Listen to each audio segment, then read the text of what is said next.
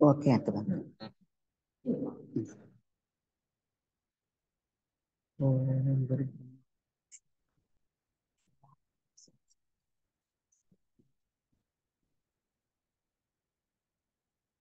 ಜೀವನ್ಮುಕ್ತ ಮಹಾತ್ಮ ವಂದಿಸುತ್ತಾ ಇಂದಿನ ವ್ಯಾಸಂಗವನ್ನು ಪ್ರಾರಂಭ ಮಾಡೋಣ.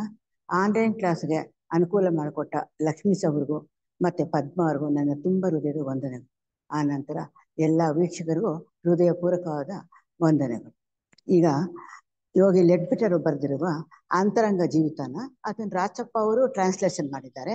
ಅದು ಧ್ಯಾನ ಅಂತ ತೆಗೆದುಕೊಂಡ್ವಿ, ಅದು ಸ್ವಲ್ಪ ಆಗಿದೆ. ಅದರಲ್ಲೇ ಇನ್ನೂ ಸ್ವಲ್ಪ ವಿಚಾರ ತೆಗೆದುಕೊಂಡು ಆಮೇಲೆ ಬ್ರಹ್ಮಾಂಡ ಪದ ತೆಗೆದುಕೊಳ್ಳೋಣ. ಅವರು ಹೋದ ಕ್ಲಾಸಲ್ಲಿ ಧ್ಯಾನದ ಬಗ್ಗೆ ವಿಚಾರ ಮಾಡ್ತಾ ಇದ್ರು. ಯಾವ ರೀತಿ ಅಂದ್ರೆ, ನಾವು ರಕ್ಷಾ ಕವಚ ಹಾಕೊಂಡು ಧ್ಯಾನ ಕೂತ್ಕೊಂಡಾಗ ಧ್ಯಾನ ಮಾಡ್ತಾ ಮಾಡ್ತಾ ನಮ್ಮಲ್ಲಿ ಆಲೋಚನೆ ಕಡಿಮೆ ಆಗೋಕ್ಕೆ ಸಾಧ್ಯ ಇದೆ. ಆಗ ಒಂದೇ ಒಂದು ವಿಷಯ ಹೇಳ್ತಾರೆ, ಏನಪ್ಪಾ ಅಂದ್ರೆ ಇಚ್ಛಾಶಕ್ತಿ ಬಲ ಮಾಡ್ಕೊಳ್ಳಿ, ದುಡುವ ಸಂಕಲ್ಪ ಮಾಡಿ. ಇವೆರಡು ಇರೋದ್ರಿಂದ ಮಾತ್ರ ನಾವು ಧ್ಯಾನದಲ್ಲಿ ಮುಂದುವರಿಯೋದಕ್ಕೆ ಸಾಧ್ಯ ಆಗುತ್ತೆ, ಇದ್ರೆ ಮುಂದುವರಿಯೋದಕ್ಕೆ ಆಗಲ್ಲ. ಇದನ್ನ ಯಾವ ರೀತಿ ಬೆಳವಣಿಗೆ ಆಗ್ಬೇಕು ಅಂತ ಕೇಳಿದಕ್ಕೆ, ಅವರು ದಿನನಿತ್ಯ ನಮ್ಮ ಜೀವನದಲ್ಲೇ ನಾವು ಅದನ್ನೆಲ್ಲ ಅಳವಡಿಸ್ಕೊಳ್ಳೋಕೆ ಸಾಧ್ಯ ಅಂತಾರೆ. ಯಾವ ರೀತಿ ಅಂದ್ರೆ, ಸಣ್ಣ ಸಣ್ಣ ಘಟನೆಗಳಲ್ಲೇ ಇಚ್ಛಾಶಕ್ತಿನ ಸಾಧನೆ ಮಾಡಬೇಕು. ಆ ರೀತಿ ಮಾಡ್ಕೊಂಡಾಗ ಮಾತ್ರ ನಮಗೆ ಮುಂದುವರಿಯೋಕೆ ಸಾಧ್ಯ ಆಗುತ್ತೆ. ಅದಕ್ಕೆ ಇನ್ನೂ ಒಂದು ವಿಚಾರ ಹೇಳ್ತಾರೆ, ನಮಗೆ ಇಂಥ ಇಚ್ಛಾಶಕ್ತಿ ಬೆಳವಣಿಗೆ ಆಗ್ಬೇಕಾದ್ರೆ ಮೊದಲು ನಮಗೆ ಸುಯೋಗ ಅಂತಾರೆ. ಇದನ್ನ ಇಚ್ಛಾಶಕ್ತಿ ಬೆಳ್ಕೊಳ್ಳೋದು ಕೂಡ ನಮ್ಗೊಂದು ಸುಯೋಗ ಅಂತ ಹೇಳ್ತಾರೆ ಯೋಗಿ ಲೆಡ್ಬಿಟ್ಟವ್ರು. ಯಾತಕ್ಕೆ ಇದನ್ನ ಹೇಳ್ತಾ ಇದ್ದಾರೆ ಅಂದ್ರೆ, ನಾವು ಮನೆಯಲ್ಲಿ ಒಂದೊಂದು ಸಂದರ್ಭದಲ್ಲೂ ನಾವು ಇಚ್ಛಾಶಕ್ತಿ ಬಲ ಮಾಡ್ಕೊಳ್ದೇ ಇದ್ರೆ ಜೀವನ ಸರಿಯಾಗಿ ನಡೆಸೋಕೆ ಆಗೋದಿಲ್ಲ. ಅಲ್ಲಿ ತಾಳ್ಮೆ ಅನ್ನೋದು ಬೇಕು. ಯಾವಾಗ ಆ ತಾಳ್ಮೆ, ಕ್ಷಮಾಗುಣ ಮತ್ತೆ ತ್ಯಾಗ ಮನೋಭಾವನೆ ಇವೆಲ್ಲ ಬಂದಾಗ ನಮ್ಮಲ್ಲಿ ಏನಾಗುತ್ತೆ, ನಮ್ಮನ್ನು ನಾವು ಹತೋಟಿಗೆ ತೆಗೆದುಕೊಳ್ಳೋಕೆ ಸಾಧ್ಯ ಆಗುತ್ತೆ. ಹತೋಟಿಗೆ ಅಂದಾಗ ಇಂದ್ರಿಯಗಳು, ಮನಸ್ಸು ಇದನ್ನೆಲ್ಲ ಹತೋಟಿಗೆ ತೆಗೆದುಕೊಂಡ ಸರಿಯಾದ ಜೀವನ ನಡೆಸೋಕೆ ಸಾಧ್ಯ ಆಗುತ್ತೆ. ಅದೇ ಅವ್ರು ಹೇಳ್ತಾ ಇದ್ದಾರೆ, ನೀವು ಬಾಯಲ್ಲಿ ಹೇಳ್ಬೋದು, ದಿನನಿತ್ಯ ಇದನ್ನ ಅಳವಡಿಸ್ಕೋಬೇಕು. ಎಷ್ಟು ಕಷ್ಟವಾಗುತ್ತೆ, ಒಂದೇ ತರ ಜನದಲ್ಲಿ, ಒಂದೇ ಜನ ಗುಂಪದಲ್ಲಿ ಇದೆಲ್ಲ ನಾವು ಅಳವಡಿಸ್ಕೊಳ್ಬೇಕಾದ್ರೆ ಎಷ್ಟೋ ಕಷ್ಟ ಆಗುತ್ತೆ. ಅದರಲ್ಲೇ ನೀವು ಬೆಳವಣಿಗೆ ಆಗ್ಬೇಕು ಅಂತ ಹೇಳ್ತಾ ಬರ್ತಾರೆ. ಆ ರೀತಿ ಬೆಳವಣಿಗೆ ಆದಾಗ ಮಾತ್ರನೇ ನಮ್ಮ ಇಚ್ಛಾಶಕ್ತಿ ಬಲ ಆಗೋದಕ್ಕೆ ಸಾಧ್ಯ ಅಂತ ಹೇಳ್ತಾರೆ. ಮತ್ತು ಯಾವುದೇ ನಾವು ಕೆಲಸ ಮಾಡ್ಬೇಕಾದ್ರು ಇನ್ನೊಬ್ಬರಿಗೆ ತೊಂದರೆ ಕೊಡಬಾರ್ದು ಅಂತ ಹೇಳಿ ಎಚ್ಚರಿಕೆಯಿಂದ ಮಾಡ್ಬೇಕು. ಮತ್ತೆ ತಾಳ್ಮೆಯಿಂದ, ಇವೆರಡು ಇದ್ರೆ ಮಾತ್ರ ನಾವು ಅದನ್ನ ಸಕ್ಸಸ್ಫುಲ್ ಆಗಿ ನಾವು ಕೆಲಸ ಮಾಡಕ್ ಸಾಧ್ಯ ಆಗುತ್ತೆ ಅಂತ. ಆ ರೀತಿ ನಾವು ಮಾಡ್ತಾ ಬರ್ಬೇಕು ಅಂತಾರೆ. ಅದು ಇಷ್ಟುವರೆಗೂ ಆಗಿತ್ತು. ಇನ್ನು ಇವತ್ತಿನ ಕ್ಲಾಸಲ್ಲಿ ನೋಡೋಣ. ಅವರು ಒಂದು ಮಾತು ಹೇಳ್ತಾರೆ ನೋಡಿ, ಉದ್ದೇಶ ಪೂರ್ವಕವಾದ ದೃಢವಾದ ಧ್ಯಾನದ ಮೂಲಕ ನಮ್ಮ ಮೇಲ್ಮಟ್ಟದ ಕಾಮ ಮತ್ತು ಮನೋದೇಹಗಳಿನ ಕೆಳಮಟ್ಟದ ಯೋಚನೆ ಮತ್ತು ರಾಗ ಭಾವಗಳಿಗೆ ಹೋಗೊಡತಕ್ಕ ಪ್ರಕೃತಿಯ ಅಣುಗಳನ್ನು ಹೊರದೂಡಿ ಆ ಸ್ಥಾನದಲ್ಲಿ ಮೇಲ್ಮಟ್ಟದ ಯೋಚನೆಗಳು, ಭಾವನೆಗಳು, ಸಮಶ್ರುತಿಯಲ್ಲಿ ಸಾತ್ವಿಕ ಅಣುಗಳನ್ನು ಆಕರ್ಷಿಸಿ ಆ ದೇಹಗಳನ್ನು ಪರಿವರ್ತಿಸಬಹುದು. ಒಂದೇ ಇದು ವಿಚಾರನ ಸುಮಾರು 4-5 ಸೆಂಟೆನ್ಸ್ ಅಲ್ಲಿ ವಿಚಾರ ಮಾಡಿ ಹೇಳಿದ್ದಾರೆ. ಮೊದಲು ನಾವು ಧ್ಯಾನದಲ್ಲಿ ಮಾಡ್ಬೇಕಾದ್ರೆ ಏನು, ನಮ್ಮ ಕಾಮದೇಹ, ಮನೋದೇಹ ಪರಿಶುದ್ಧವಾಗಬೇಕು. ಇದು ಪರಿಶುದ್ಧವಾಗಬೇಕಾದ್ರೆ ನಮ್ಮ ಅಲ್ಲಿರೋ ಅಣುಗಳನ್ನೆಲ್ಲ ಹೊಡೆದೋಡಿಸಿ ಉನ್ನತವಾದ ಅಣುಗಳು ಬರಬೇಕು ಅಂತಾರೆ. ಉನ್ನತವಾದ ಅಣುಗಳು ಅಂತಂದಾಗಲ್ಲ, ಸಾತ್ವಿಕ ಅಣುಗಳು ಅಂದಾಗ ಶೀಲ ಗುಣಗಳಾಗಿರ್ಬೋದು, ಸದ್ಗುಣಗಳಾಗಿರ್ಬೋದು, ಇದನ್ನೆಲ್ಲ ನಾವು ಅಳವಡಿಸ್ಕೋಬೇಕಾದ್ರೆ ಸುಮಾರು ಒಂದು 5-6 ವಿಚಾರ ನಾವು ತೆಗೆದುಕೊಂಡ್ರೆ ಇಲ್ಲಿ ಕ್ಲಿಯರ್ ಆಗಿ ಅರ್ಥ ಆಗುತ್ತೆ. ಮೊದಲನೇದು ನಮ್ಗೆ ಪವಿತ್ರತೆ ಬೇಕು, ಎರಡನೇದು ಸ್ಥೈರ್ಯ ಬೇಕು, ಮತ್ತೆ ಜೀವನದಲ್ಲಿ ಸಾಮ್ಯರಸ ಬೇಕು. ಇವೆಲ್ಲ ಇದ್ದಾಗ ನಮ್ಮಲ್ಲಿ ನಮ್ಮ ಅರಿವಿಲ್ಲದೇನೆ ಅನುಕಂಪ ಅನ್ನೋದು ಒಳಗಿನಿಂದ ಬರ್ಬೇಕು. ಈ ಅನುಕಂಪ ಬಂದಾಗ ದಯೆ, ಕರುಣೆ, ಸಹಾನುಭೂತಿ ಇದೆಲ್ಲ ಬರುತ್ತೆ. ಇಂಥ ಗುಣಗಳು ನಾವು ಬೆಳೆಸ್ಕೊಂತಾಗ ಮನಸ್ಸು ಯಾವಾಗ್ಲೂ ಶಾಂತವಾಗುತ್ತೆ. ಈ ಶಾಂತವಾಗಿದ್ದಾಗ ಮಾತ್ರನೇ ನಾವೇನ್ ಮಾಡ್ತೀವಿ, ನ್ಯಾಯ, ಧರ್ಮ, ನೀತಿ ಇದನ್ನ ಅಳವಡಿಸ್ಕೊಂತೀವಿ. ಇದನ್ನೆಲ್ಲ ಆದಾಗ ನಾವು ಬಂದಿರೋ ಏಕತ್ವದಿಂದ ಆ ಏಕತೆಗೆ ಹೋಗ್ಬೇಕು ಅಂತಂದ್ರೆ ನಮ್ಮಲ್ಲಿ ಐಕ್ಯತೆ ಮನೋಭಾವ. ಆ ಐಕ್ಯತೆ ಮನೋಭಾವನೆ ಸಹೋದರ ಭಾವ. ಈ ಸಹೋದರ ಭಾವನೆ ಮುಖ್ಯ. ನಮ್ಮ ಥಿಯೋಸಫಿಲಿ ಹೇಳೋದೇ ಸಹೋದರ ಭಾವನೆ. ಈ ಸಹೋದರ ಭಾವನೆ ನಮ್ಮಲ್ಲಿ ಇದ್ದಾಗ ಮಾತ್ರ ನಾವು ಪ್ರತಿಯೊಂದನ್ನು ಮುಂದುವರಿಯೋದು ಸಾಧ್ಯ ಆಗುತ್ತೆ, ಇಂದ್ರೆ ಇಲ್ಲ ಅಂತಾರೆ. ಅದಕ್ಕೆ ಹೇಳ್ತಾರೆ, ಇಂಥದನ್ನೆಲ್ಲ ನಾವು ಜೀವನದಲ್ಲಿ ಅಳವಡಿಸ್ಕೊಂಡಾಗ ನಮ್ಮದು ಆಲೋಚನೆ ಭಾವನೆಗಳು ಜೊತೆಗೆ ಇನ್ನೂ ಹೇಳ್ತಾರೆ ನೋಡಿ, ಇಂದ್ರಿಯ ಮನಸ್ಸು ಹತೋಟಿಗೆ ತೆಗೆದುಕೋಬೇಕಲ್ಲಿ. ಅಲ್ಲಿ ತೆಗೆದುಕೋಬೇಕಾದ್ರೆ ಏನ್ ಮಾಡ್ಬೇಕು, ಮೊದಲು ಎಷ್ಟಾದಷ್ಟು ಪ್ರಯತ್ನ ಪಡ್ತೀವಿ. ಆ ನಂತರ ನಮ್ಮ ಬುದ್ಧಿ ಮತ್ತು ಪ್ರಜ್ಞೆ ಬೆಳಿಬೇಕು. ಆ ಬೆಳೆದಾಗ ಆ ಬೆಳಕಿನ ಮೂಲಕ ಇನ್ನೂ ಏನೇನೋ ಅಲ್ಪ ಸ್ವಲ್ಪ ಇದ್ರೆ ಇಂದ್ರಿಯಗಳ ಮನಸ್ಸು ಪೂರ್ತಿ ಹತೋಟಿಗೆ ತೆಗೆದುಕೋ ಸಾಧ್ಯ ಆಗುತ್ತೆ. ಯಾವಾಗ ಅದು ಪೂರ್ತಿ ಹತೋಟಿಗೆ ತೆಗೆದುಕೊಂತೀವೋ ಆಗ ನಾವೇನ್ ಮಾಡ್ತೀವಿ, ಈ ರೂಪ ಮನೋದೇಹ ಮತ್ತು ಕಾಮದೇಹದಿಂದ ರಾಗ ಭಾವನೆಗಳು ಯೋಚನೆಗಳನ್ನ ಹತೋಟಿಗೆ ತೆಗೆದುಕೊಂಡು ಉನ್ನತ ಮಟ್ಟಕ್ಕೆ ಹೇರೋದಕ್ಕೆ ಸಾಧ್ಯ ಆಗುತ್ತೆ. ಉನ್ನತ ಮಟ್ಟಕ್ಕೆ ಅಂತಂದಾಗ ಅರೂಪ ಮಟ್ಟಕ್ಕೆ ಹತ್ತಿದ್ರೆ ಸಾಕು. ಅಲ್ಲಿ ನಾವು ತತ್ವಗಳು ಬೇಕಾದಷ್ಟಿದೆ. ಆ ತತ್ವಗಳನ್ನ ಜೀವನದಲ್ಲಿ ಅಳವಡಿಸಕ್ಕೆ ನಾವು ಪ್ರಯತ್ನ ಪಡ್ತೀವಿ.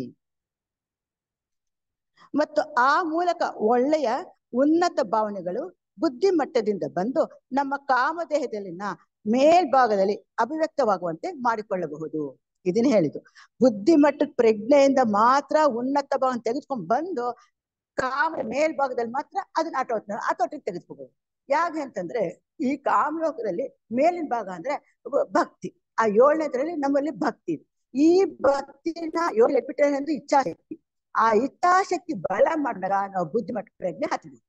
ಬುದ್ಧಿಮಟ್ಟ ಪ್ರಜ್ಞೆ ಹತ್ತಿದಾಗ ನಮ್ಮಲ್ಲಿ ಏನಾಯ್ತು, ಅಲ್ಲಿ ಇದು ಕಾಮಲೋಕ ನಾವೇನಾಯ್ತು ಒಂದೊಂದೇ ಚಪ್ಪಿಕೊಂಡು ಅಲ್ಲಿ ರೂಪಲೋಕ ಆಯ್ತು, ಅರೂಪ ಬುದ್ಧಿಮಟ್ಟಿಗೆ. ಇಲ್ಲಿ 2 ಲೋಕಗಳನ್ನ ನಾವು ದಾಟಿ ಅದಕ್ಕೆ ಹೋಗೋಕ್ ಸಾಧ್ಯ ಆಗುತ್ತೆ. ಇಂಥ ಒಳ್ಳೆ ಭಾವನೆಗಳಿಂದ ಮಾತ್ರನೇ ನಾವು ನಮ್ಮನ್ನ ಒಳಗೆ ಅಭಿವ್ಯಕ್ತಪಡಿಸೋದಕ್ಕೆ ಸಾಧ್ಯ ಆಗ್ತದೆ. ಉನ್ನತ ಭಾವನೆಗಳು ಅಭಿವ್ಯಕ್ತಪಡಿಸೋದಕ್ಕೆ ಸಾಧ್ಯ ಆಗುತ್ತದೆ. ಆಗ ಆ ಉನ್ನತ ಭಾವನೆಗಳು ಸರಿಯಾದ ಸೇವಾ ಕಾರ್ಯದ ಮೂಲಕ ಅಭಿವ್ಯಕ್ತವಾಗಬೇಕಾದರೆ ನಮ್ಮ ಕಾರಣ ಮತ್ತು ಮನೋದೇಹಗಳು ಸಹ ಮೇಲ್ಮಟ್ಟದ ಸಮೃದ್ಧಿಯಲ್ಲೇ ಬೆಳೆಯಬೇಕು. ಅದನ್ನ ಉನ್ನತ ಭಾವನೆಗಳ ಬಗ್ಗೆ ಇನ್ನೂ ಸ್ವಲ್ಪ ವಿವರಣೆ ಕೊಡ್ತಾ ಇದ್ದಾರೆ. ಯಾವ ರೀತಿ ಅಂದ್ರೆ, ಈ ಉನ್ನತ ಭಾವನೆ ಬಂದಾಗ ನಮ್ಗೆ ಲೋಕ ಕಲ್ಯಾಣ ಸೇವೆ ಒಂದು. ಆ ಲೋಕ ಕಲ್ಯಾಣ ಸೇವೆ ನಾವು ಮಾಡ್ಬೇಕಂದ್ರೆ ಅದು ಸ್ವಾರ್ಥ ಮಾಡ್ಬೇಕು. ಇಂಥ ಸ್ವಾರ್ಥ ರಹಿತರಿಂದ ಬರುತ್ತೆ ಬುದ್ಧಿಮಟ್ಟ ಪ್ರಜ್ಞೆ. ಈ ಬುದ್ಧಿಮಟ್ಟದ ಪ್ರಜ್ಞೆಯಿಂದ ಬರ್ಬೇಕಾದ್ರೆ ಅಲ್ಲಿ ನಮ್ಮಲ್ಲಿ ಏನಿರ್ಬೇಕು, ಪ್ರೇಮ. ಈ ಪ್ರೇಮ ಇದ್ದಾಗ ಮಾತ್ರ ಅದನ್ನೆಲ್ಲ ಪಡ್ಕೊಳಕ್ ಸಾಧ್ಯ. ಆ ಪ್ರೇಮನೇ ಇದ್ರೆ ನಾವೇನು ಪಡ್ಕೊಳಕ್ ಸಾಧ್ಯ ಇಲ್ಲ. ಈ ರೀತಿ ನಾವು ಬುದ್ಧಿಮಟ್ಟದಿಂದ ಬರ್ಬೇಕಾಗಿದ್ರೆ ಆ ಸರಿಯಾದ ನಮ್ಮ ಮನೋಭಾವನೆ ಬೆಳಿಬೇಕು ಅಂದ್ರೆ ಒಂದೇ ಒಂದು ಕಾರಣ ದೇಹ. ಆ ಕಾರಣ ದೇಹದಲ್ಲಿ ನಾವೇನಾದ್ರೂ ಸ್ವಲ್ಪ ಅದಕ್ಕೆ ಆಹಾರ ಹಾಕಿ ಶೇಖರಣೆ ಮಾಡಿದ್ರೆ ಅದರಿಂದ ನಾವು ಈ ಜನ್ಮದಲ್ಲಿ ಸ್ವಲ್ಪ ತೆಗೆದುಕೊಂಡು ಅದು ಉಪಯೋಗಿಸ್ಲಿಕ್ಕೆ ಸಾಧ್ಯ ಆಗುತ್ತದೆ. ಇಲ್ದಿದ್ರೆ ಇಲ್ಲ. ಮತ್ತು ಅದು ಆ ಸಮಶ್ರುತಿ ಬೆಳಿಬೇಕು ಅಂದ್ರೆ ಇದೆ ಕಾರಣ ದೇಹ ಮತ್ತು ಮನೋದೇಹ ಮೇಲ್ಮಟ್ಟದಲ್ಲಿ ಸಮಶ್ರುತಿ ಅಂದ್ರೆ ಬುದ್ಧಿಮಟ್ಟ ಹೇಳುತ್ತೋ ಬುದ್ಧಿ ಲೋಕದಿಂದ ಬುದ್ಧಿಮಟ್ಟ ಬಂದು ಇಳಿಬೇಕು, ಕಾರಣದಿಂದ ರೂಪ ಮನೋದೇಹ ಬರ್ಬೇಕು. ಈ ರೀತಿ ಒಂದೊಂದು ಇಳಿಬೇಕು ಅಂತಂದ್ರೆ ಅಲ್ಲಿ ನಾವು ಶೇಖರಣೆ ಮಾಡಿದ್ರೆ ಅಲ್ಲಿಂದ ಬರೋಕ್ ಸಾಧ್ಯ ಆಗುತ್ತದೆ. ಅದಕ್ಕೆ ಅವ್ರು ಇನ್ನೂ ಹೇಳ್ತಾ ಇದಾರೆ, ಇಲ್ಲದಿದ್ದರೆ ನಮ್ಮ ರಾಗ ಭಾವನೆಗಳನ್ನು ಸತ್ ಉಪಯೋಗ ಮಾಡಬಲ್ಲ ಉಚಿತವಾದ ವಿವೇಚನೆ ನಮಗೆ ಮೂಡುವುದೇ ಇಲ್ಲ ಅಂತ. ಅದಕ್ಕೆ ಜೆ ಕೃಷ್ಣಮೂರ್ತಿನೂ ಇದನ್ನೇ ಹೇಳೋದು, ಎಚ್ಚರಿಕೆ ಗಮನಿಸಿ ಜೊತೆಗೆ ಬುದ್ಧಿಮಟ್ಟದ ಬೆಳವಣಿಗೆ ಮಾಡ್ಕೊಳ್ಳಿ. ಈ ಬುದ್ಧಿ ಲೋಕದ ಬುದ್ಧಿಮಟ್ಟದ ಬೆಳವಣಿಗೆ ಎಷ್ಟೆಷ್ಟು ನಾವು ಮಾಡ್ಕೊಂತೀವೋ ಅಷ್ಟೆಷ್ಟು ನಾವು ವಿವೇಚನೆಯಿಂದ ನಮ್ಮ ಕೆಲಸಗಳು ನಾವು ಮಾಡ್ತಾ ಬರ್ಬೋದು. ರಾಗ ಭಾವನೆ ಹತೋಟಿಗೆ ತೆಗೆದುಕೊಳ್ಳೋಕೆ ಸಾಧ್ಯ ಆಗುತ್ತದೆ. ಉನ್ನತ ಮಟ್ಟದ ಭಾವನೆಗಳ ಜೊತೆಗೆ ಅವುಗಳನ್ನು ಸರಿಯಾದ ಮಾರ್ಗದಲ್ಲಿ ವಿನಿಯೋಗ ಮಾಡಬಲ್ಲ ಅನುಭವ ಜ್ಞಾನವು ಮತ್ತು ಸ್ಥೈರ್ಯವೂ ಬೇಕಾಗುತ್ತದೆ. ಯಾವ ಉನ್ನತ ಮಟ್ಟದ ಭಾವನೆ ಜೊತೆಗೆ ಬರೀ ಅದೊಂದು ಭಾವನೆ ಇದ್ರೆ ಸಾಲದು, ಅದರಲ್ಲಿ ಅನುಭವ ಜ್ಞಾನನೂ ಬೇಕು ಅಂತಾರೆ. ಈ ಅನುಭವ ಜ್ಞಾನ ಯಾವಾಗ ಬರುತ್ತೋ ಆಗ ನಮ್ಗೆ ಒಳಗಿಂದ ಸ್ಥೈರ್ಯ ಪ್ರಾರಂಭ. ಯಾವಾಗ ಸ್ಥೈರ್ಯ ಪ್ರಾರಂಭ ಆಗುತ್ತೋ ಎಂಥ ಉತ್ಸಾಹಜನಕದಿಂದ ಅದನ್ನ ಸರಿಯಾದ ಮಾರ್ಗದಲ್ಲಿ ವಿವೇಕದಿಂದ ಸರಿಯಾಗಿ ಅಳವಡಿಸ್ಕೊಳ್ಳೋಕೆ ಪ್ರಯತ್ನ ಪಡ್ತಾರೆ. ಇದಕ್ಕೆ ಅವರು ಅನುಭವ ಜ್ಞಾನಕ್ಕೆ 3 ವಿಧಾನ ಹೇಳ್ತಾರೆ. 3 ವಿಧಾನ ರೀತಿ ನಾವು ಅನುಭವ ಜ್ಞಾನನ ಪಡ್ಕೊಳ್ಳೋಕೆ ಸಾಧ್ಯ ಅಂತ. ಮೊದಲನೇದ ಏನ್ ಹೇಳ್ತಾರಪ್ಪ, ಒಂದು ಸಾಧಕ ಏನ್ ಮಾಡ್ತಾನೆ, ಆಳವಾಗಿ ಯಾವ್ದಾದ್ರು ಒಂದು ಯೋಚನೆ ಮಾಡ್ತಾನೆ ಅಂತ. ಅವನ್ ಯೋಚನೆ ಮಾಡಕ ಆ ಸಂಬಂಧಿಕ ಆ ವಿಷಯಕ್ಕೆ ಆ ಸಂಬಂಧ ಏನಿದೆ ಅದಕ್ಕೇನಾದ್ರೂ ಒಂದು ಹೊಳಿಬಹುದು, ಆ ಸ್ಫೂರ್ತಿ ಬರ್ಬೋದು, ಸ್ಫುರಣೆ ಬರ್ಬೋದು. ಒಂದಾಯ್ತು. ಇನ್ನು 2ನೇದು ಏನ್ ಹೇಳ್ತಾರೆ ಅಂದ್ರೆ, ಅಂತರಾತ್ಮ ಆತನ ಮಟ್ಟದಲ್ಲಿ ವಿಷಯವಾಗಿ ಏನಾದ್ರೂ ಅಭಿಪ್ರಾಯ ಪಡೆಯಬಹುದಾ ಅಂತ ವಿವೇಚನೆ ಮಾಡಬೇಕು. ಮೊದಲನೇದಾಗಿ ತನಗ್ ತಾನಾಗಿ ಬರ್ಬೇಕು. 2ನೇದು ಅಂತರಾತ್ಮ ಏನ್ ಕೊಡುತ್ತೆ ಅಂತ ಅದು ಏನು ಇದಾಯ್ತು. ಇನ್ನು 3ನೇದು ಏನ್ ಹೇಳ್ತಾರೆ ಅಂದ್ರೆ, ನಮ್ಮ ಇಷ್ಟ ದೇವತೆಯವರಿಗೆ ಅಥವಾ ನಮ್ಮ ಇಷ್ಟವಾದ ಗುರುಗಳು ಇವ್ರ ಜೊತೆಗೆ ನಾವು ಸಂಬಂಧ ಬೆಳೆಸ್ಕೊಂಡಾಗ ನಾವು ಧ್ಯಾನ ಮಾಡ್ತಾ ಅವರಲ್ಲಿ ಸಂಬಂಧ ಬೆಳೆಸ್ಕೊಂಡ ಅವರಿಂದ ನಮ್ಗೇನ್ ಬರುತ್ತೆ ಅಂತ ನೋಡೋದು. ಈ ರೀತಿ 3 ವಿಧಾನಗಳು ಮಾಡ್ಬೋದು ಅಂತಾರೆ. ಮೊದಲನೇ ವಿಧಾನ ನಾವು ಮಾಡ್ಬೇಕಾದ್ರೆ ನಮ್ಮಲ್ಲಿ ಏನಾಗುತ್ತೆ, ಒಂದು ಹೊಳಿತು ಅಂತ ಹೇಳ್ತೀವಲ್ಲ, ಒಂದು ಸ್ಫೂರ್ತಿ ಬಂತು, ಒಂದು ಸ್ಫೂರ್ಣೆ ಬಂತು, ಇದು ವಕ್ರವಾಗಿರುತ್ತೆ. ಯಾಕಂತಂದ್ರೆ ಈ ಕೆಳಗಿನ ಮಟ್ಟದಿಂದ ಬಂದಿರ್ಬೋದು, ಈ ನಾಮದಿರುತ್ತೆ, ನನ್ನ ಮೂಗನೇ ನೋಡೋದಾಗಿ ಅದ್ರ ಪ್ರಕಾರ ಬಂದಿರ್ಬೋದು, ಆಗ ಏನಾಯ್ತು ಪ್ರಯೋಜನ ಇಲ್ಲ.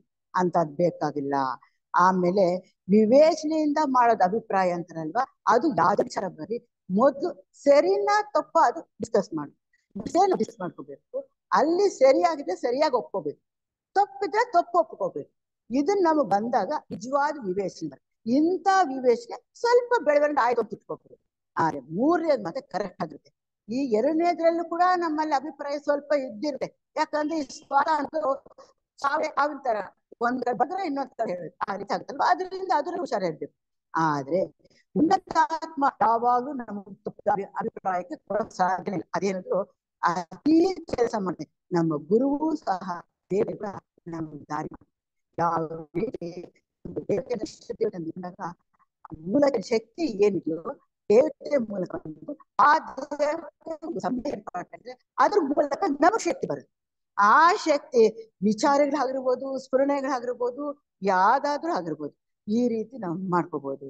ಇದಕ್ಕೆ ಅವರು ಇನ್ನು ಹೇಳ್ತಾರೆ, ಇದೆಲ್ಲವೂ ಸರಿಯೇ, ಆದ್ರೆ ಆ ರೀತಿ ನಮ್ಗೆ ಧ್ಯಾನದಲ್ಲಿ ಹೊಳೆದ ಸೂಚನೆಯನ್ನು ನಮ್ಮ ಸ್ಥೂಲ ಮೇಲೆ ಪ್ರಜ್ಞೆಗೆ ಇಳಿಸಬೇಕಾಗುತ್ತದೆ. ನೋಡಿ, ಧ್ಯಾನದಲ್ಲಿ ಬೇಕಾದಷ್ಟು ಸೂಚನೆ ಬರ್ತಾ ಇದೆ, ನಮ್ಮ ಸ್ಥೂಲ ಮೇಲೆ ಇಳಿಸ್ಬೇಕು. ಅದನ್ನ ಯಾವ ರೀತಿ ಇಳಿಸ್ಬೇಕು ಅಂತ ಹೇಳ್ತಾರೆ ಅಂದ್ರೆ, ಇಲ್ಲಿ ಹೆಜ್ಜೆ ಹೆಜ್ಜೆಗೂ ನಮ್ಗೆ ಹೆಚ್ಚಿಗೆ ಏನ್ ಕೊಟ್ಟಾರೆ ಅಂದ್ರೆ, ನಮ್ಮ ಭಾವನೆಗಳು ಆಲೋಚನೆ ಸರಿಯಾಗಿರುತ್ತೆ, ಜೊತೆಗೆ ಎಚ್ಚರಿಕೆ, ಗಮನ, ಇವು ನಾಲ್ಕು ನಾವು ಸರಿಯಾಗಿ ಇಟ್ಕೊಂಡಿದ್ರೆ ನಮ್ಮ ದಿನಚರ ಜೀವಿತದಲ್ಲಿ ಸರಿಯಾಗಿ ಮುಂದುವರಿಬಹುದು ಅಂತ ಹೇಳ್ತಾ ಇದ್ದಾರೆ. ಅದಕ್ಕೆ ಹೇಳ್ತಾ ನೋಡಿ, ಅದು ಮೆದುಳಿನ ಪ್ರಜ್ಞೆಯನ್ನು ತಲುಪಿದ ಕೂಡಲೇ ಅದರ ವಕ್ರ ಅಭಿಪ್ರಾಯಗಳಿಂದ ತಿರುಚಿ ಹೋಗುವ ಸಂಭವ ಇರುತ್ತದೆ. ಯಾವಾಗ ಉನ್ನತ ಮಟ್ಟದಲ್ಲಿ ಧ್ಯಾನ ಮಾಡೋಣ ಬೇರೆ ವಿಚಾರ ಚೆನ್ನಾಗಿ ಬರುತ್ತೆ, ಆ ವಿಚಾರ ಕೆಳಗೆ ಇಳಿದ್ ಬರೋ ಅಷ್ಟೊತ್ತಿಗೆ ನಮ್ಮ ಮೆದುಳು ಅಥವಾ ರೂಪ ಮನಸ್ಸು ಬರೋ ಅಷ್ಟೊತ್ತಿಗೆ ಏನಾಯ್ತು, ನಮ್ಮ ಮನಸ್ಸಿನ ಮಟ್ಟ ಬರೋ ಅಷ್ಟೊತ್ತಿಗೆ ತಿರ್ಚಿಬಿಡುತ್ತೆ. ಅಯ್ಯೋ ಏನಾಗಲಿ ಮಾಯೆ ಅಂತ ಅಲ್ಲಿ ಸೇರ್ಕೊಂಡು ಇದು ಸರಿ ಅಲ್ವಾ ತಪ್ಪೋ ರೈಟ್, ಅಯ್ಯೋ ನಾನು ಬಂದ್ರೆ ಸರಿಯಾಗಿ ಇಲ್ದೇ ಇದ್ರು ಸರಿ ಅಂತ ನಾನೇ ಹೊಸ್ಕೊಂಡ್ಬಿಡ್ತೀನಿ. ಈ ರೀತಿ ನಾವು ಮಾಯಲ್ಲಿ ಸಿಕ್ಕಾಕೊಂಡು ಒದ್ದಾಡ್ತೀವಿ. ಅದು ಹೇಳ್ತೊಂಡು ಎಂದರೆ ನಮ್ಮ ವಕ್ರವಾದ ಎಂದರೆ ನಮ್ಮ ಮೂಗಿನ ನೇರಕ್ಕೆ ಯೋಚಿಸುವಂತ ಅಭ್ಯಾಸವಿದ್ದರೆ ನಮ್ಮ ಧ್ಯಾನದ ಕಾಲದಲ್ಲಿ ಆ ಪ್ರವೃತ್ತಿಯೇ ಮುಂದುವರಿಯುತ್ತದೆ. ಅದೇ ರೀತಿ ಅವರಿಗೆ ಅದಕ್ಕೋಸ್ಕರ ದಿನನಿತ್ಯ ಜೀವನದಲ್ಲೇ ನೀವು ಎಚ್ಚರಿಕೆ ಗಮನ ಇಟ್ಕೊಂಡು ಸರಿಯಾದ ಮಾರ್ಗದಲ್ಲಿ ಹೋಗಿ ಅಂತ ಎಚ್ಚರಿಕೆ ಕೊಡೋದು. ಹಾಗೂ ಜಾಗರೂಕತೆಯಿಂದ ಇತರರ ವಿಷಯವಾಗಿ ತಪ್ಪು ಅಭಿಪ್ರಾಯಗಳನ್ನು ರೂಪಿಸಿಕೊಳ್ಳದೆ ಅವರು ಸಹ ನಮ್ಮಂತೆಯೇ ಎಂಬ ಸಹಾನುಭೂತಿಯನ್ನು ಬೆಳೆಸಿಕೊಂಡರೆ ಆಗ ಆ ನಿಷ್ಪಕ್ಷಪಾತವಾದ ಮನೋಭಾವನೆಯು ಧ್ಯಾನ ಕಾಲದಲ್ಲಿ ಕೂಡ ಮುಂದುವರಿಯುವುದು. ಅದಕ್ಕೆ ಪ್ರತಿಯೊಂದರಲ್ಲಿ ಅವ್ರು ಹೇಳೋದೇ ಇಷ್ಟು, ಸಹಾನುಭೂತಿ, ದಯೆ ಮತ್ತು ಸಹೋದರ ಭಾವನೆ, ಇವು ಮೂರೇ ಹೇಳ್ತಾರೆ. ನಿಸ್ವಾರ್ಥ ಸೇವೆ ಮಾಡಿ ಪ್ರೇಮನ ಅಳವಡಿಸ್ಕೊಳ್ಳೋದು ಇದಕ್ಕೋಸ್ಕರ ಹೇಳುದು. ಪ್ರತಿಯೊಬ್ಬರಲ್ಲಿ ನಾವು ಸಹಾನುಭೂತಿ ಬೆಳೆಸ್ಕೊಂಡಿದ್ರೆ ಅಲ್ಲಿ ನಿಷ್ಪಕ್ಷಪಾತದಿಂದ ನಾವು ನೋಡ್ತೀವಿ. ಆ ನಿಷ್ಪಕ್ಷಪಾತದಿಂದ ನೋಡಿದಾಗ ಎಷ್ಟೇ ಅವರಲ್ಲಿ ದುರ್ಗುಣಗಳು ಇದ್ರು ಕೂಡ ಒಂದಾದ್ರೂ ಒಂದು ಒಳ್ಳೆ ಗುಣ ಇರುತ್ತಲ್ಲ, ಆ ಗುಣ ನೆನೆಸ್ಕೊಂಡು ನಾವು ಧ್ಯಾನ ಮಾಡಿದಾಗ ಆ ಧ್ಯಾನ ಮೂಲಕ ಅವ್ರಿಗೆ ಏನ್ ಕಳಿಸ್ತೋ ಅದು ಕಳಿಸೋದಕ್ಕೆ ಸಾಧ್ಯ ಆಗುತ್ತದೆ. ಅದು ಮುಖ್ಯವಾಗಿರೋದು. ಆ ರೀತಿ ಮಾಡೋದು ಸಾಧ್ಯ ಇದೆ. ನಮ್ಮಲ್ಲಿ ನಿಷ್ಪಕ್ಷಪಾತವಾದ ಮನಸ್ಸು ಇಲ್ದೇ ಇದ್ರೆ ನಾವ್ ಏನು ನಡ್ಕೊಳಕ್ ಸಾಧ್ಯ ಇಲ್ಲ. ಆಗ ಇತರರಲ್ಲಿರಬಹುದಾದ ಒಳ್ಳೆ ಗೋಚರ ರೀತಿ ಮಾಡ್ತಾ ಅವರಲ್ಲಿ ಏನಿದೆ ಒಳ್ಳೆ ಗುಣಗಳನ್ನ ಅದನ್ನ ನಾವು ನಮ್ಗೆ ಅರಿವಿದ್ರೆ ಗೋಚರ ಸಾಧ್ಯ ಆಗುತ್ತದೆ. ಸ್ಥೂಲ ಲೋಕದಲ್ಲಿ ಮಾಡುವ ಧ್ಯಾನವು ಅಂತರಾತ್ಮನಿಗೆ ಸಂಬಂಧಪಟ್ಟಿದ್ದಲ್ಲ. ಅದರ ಉದ್ದೇಶವು ನಮ್ಮ ಕಾಮ ಮತ್ತು ರೂಪ ದೇಹಗಳನ್ನು ಅಂತರಾತ್ಮಗೆ ಹೋಗಿಡುವಂತ ಪರಿವರ್ತಿಸುವ ಸಲುವಾಗಿಯೇ ಕೈಗೊಂಡಿರುವಂತಹದ್ದು. ನೋಡಿ, ಇನ್ನೂ ಇಲ್ಲಿ ಅಂತರಾತ್ಮ ಬಗ್ಗೆ ಬರುತ್ತೆ. ಈಗ ಮೊದ್ಲು ಏನ್ ಹೇಳಿದ್ರು, ರಾಗ ಭಾವನೆಗಳು ಹೇಳಿದ್ರು, ಅದು ಕೆಳಗಿನ ಮಟ್ಟದಾಯ್ತು. ಈಗ ಅಂತರಾತ್ಮ ಬಂದಿದ್ದಾರೆ. ಈ ಅಂತರಾತ್ಮಕ್ ಬರ್ಬೇಕಾದ್ರೆ ನಮ್ಮ ಕಾಮದೇಹ ಮತ್ತು ರೂಪ ದೇಹಗಳನ್ನ ಎಷ್ಟೆಷ್ಟು ತಿದ್ದುಕೊಳಕ್ಕಾಗುತ್ತೋ ಅಷ್ಟೆಷ್ಟು ಮಾಡ್ತಾ ಬರೀಬೇಕು. ಅಂದ್ರೆ ನಾವೇನ್ ಮಾಡ್ತೇವೆ, ದೇಹಾತ್ಮ ಹೇಳ್ದಂಗೆ ಕೇಳ್ತಾನೆ, ಇಲ್ಲಿ ಹೇಳ್ತಿದ್ದಾರೆ ಅಂತರಾತ್ಮ ಹೇಳ್ದಂಗೆ ಕೇಳ್ಬೇಕು. ಅಂದ್ರೆ ಜೀವಾತ್ಮ ಏನ್ ಹೇಳಿದ್ರು ಆ ರೀತಿ ದೇಹಾತ್ಮ ಕೇಳಕ್ ಪ್ರಾರಂಭ ಮಾಡ್ರೆ ಅದ್ರ ಮುಖಾಂತರ ನಾವು ಪ್ರಯತ್ನ ಮಾಡೋದು ಸಾಧ್ಯ. ದೇಹಾತ್ಮನೇ ನೋಡೋದು ಪ್ರಯೋಜನ ಇಲ್ಲ. ಅಂತರಾತ್ಮ ಅಂದಾಗ ಜೀವಾತ್ಮ ಏನ್ ಹೇಳಿತ್ತೋ ಅದ್ರ ಪ್ರಕಾರ ನಾವು ಜೀವನ ನಡೆಸ್ತಾ ಇದ್ರೆ ಅದ್ರ ಮೂಲಕ ಕಾಮದೇಹ ರೂಪ ದೇಹ ಎರಡನ್ನೂ ಪರಿಣಾಮ ಮಾಡಲು ಸಾಧ್ಯ ಆಗುತ್ತದೆ. ಅಂತರಾತ್ಮ ಬೆಳೆದ ಮಟ್ಟದಾದರೆ ಅದು ಕೂಡ ಅದರ ಮಟ್ಟದಲ್ಲೇ ಧ್ಯಾನವನ್ನು ಮಾಡುತ್ತದೆ. ಅವಾಗ ಏನ್ ಮಾಡುತ್ತೆ, ತನ್ನ ಎಷ್ಟು ಬೇಕೋ ಅಷ್ಟು ಧ್ಯಾನ ಮಾಡೋದಕ್ಕೆ ಅದು ಪ್ರಯತ್ನ ಪಡುತ್ತೆ. ಯಾವಾಗ ಅಂತರಾತ್ಮ ಅಂದ್ರೆ ಅಲ್ಲಿ ಜೀವಾತ್ಮ ಎಷ್ಟು ಬೇಕೋ ಅಷ್ಟು ಧ್ಯಾನ ಮಾಡುತ್ತೆ. ಈಗ ನಾವು ಒಂದು ಎಕ್ಸಾಂಪಲ್ ಅಂದ್ರೆ, ಈ ದೇಹಕ್ಕೆ ಪ್ರತಿನಿತ್ಯ ನಾವು ವ್ಯಾಯಾಮ ಮಾಡ್ತೀವಿ. ಯಾವ ವ್ಯಾಯಾಮ ಮಾಡಿದ್ರೆ ದೇಹ ಪುಷ್ಟಿಕರ ಆಗಿರುತ್ತೆ. ಅದೇ ರೀತಿ ಆ ಜೀವಾತ್ಮ ಅಥವಾ ಕಾಲದೇಹಕ್ಕೆ ಆಹಾರ ಹಾಕ್ಬೇಕು. ಯಾವ್ದ್ರ ಮೂಲಕ ಹಾಕ್ತಿವಿ, ಧ್ಯಾನದ ಮೂಲಕ ಮಾತ್ರ ಹಾಕ್ತೀವಿ. ಈ ಧ್ಯಾನದ ಮೂಲಕ ಹಾಕ್ಬೇಕಾದ್ರೆ ನಾವು ಮೊದ್ಲು ಹತೋಟಿ ತೆಗೆದುಕೊಳ್ಳೋದು ರೂಪದೇಹ ಮತ್ತೆ ಇವೆರಡನ್ನ ಹತೋಟಿ ತೆಗೆದುಕೊಂಡ್ರೆ ಜೀವಾತ್ಮ ಕಡೆ ಗಮನ ಕೊಡ್ತೀವಿ. ಇಲ್ಲಂದ್ರೆ ಇವೆರಡು ಹತೋಟಿ ತೆಗೆದುಕೊಳ್ಳದೆ ಇದ್ರೆ ನಾವು ಕಾರಣದೇಹದ ಕಡೆ ಗಮನನೇ ಕೊಡೋದಕ್ಕೆ ಸಾಧ್ಯ ಆಗೋದಿಲ್ಲ. ಅಂತರಾತ್ಮನು ಸಾಕಾದಷ್ಟು ಸಂಸರಣೆ ಮುಂದುವರೆದಿದ್ದರೆ ಆತನು ತನ್ನ ಪ್ರಜ್ಞೆಯನ್ನು ಬುದ್ಧಿ ಲೋಕದ ಮಟ್ಟಿಗೆ ಹತ್ತಿಸಿ ಅನಂತರ ಕ್ರಮವಾಗಿ ಒಂದಾದ್ರ ನಂತರ ಮತ್ತೊಂದು ಅದರ ಉಪಲೋಕಗಳು ಹತ್ತಿಸಲು ಪ್ರಯತ್ನ ಪಡುತ್ತಾನೆ. ನೋಡಿ, ಇಲ್ಲಿ ನಾವು ಒಂದೊಂದು ಲೋಕದಲ್ಲಿ 7 ಉಪಲೋಕಗಳಿದೆ ಅಂತ ನಮ್ಗೆಲ್ಲರಿಗೂ ಗೊತ್ತು.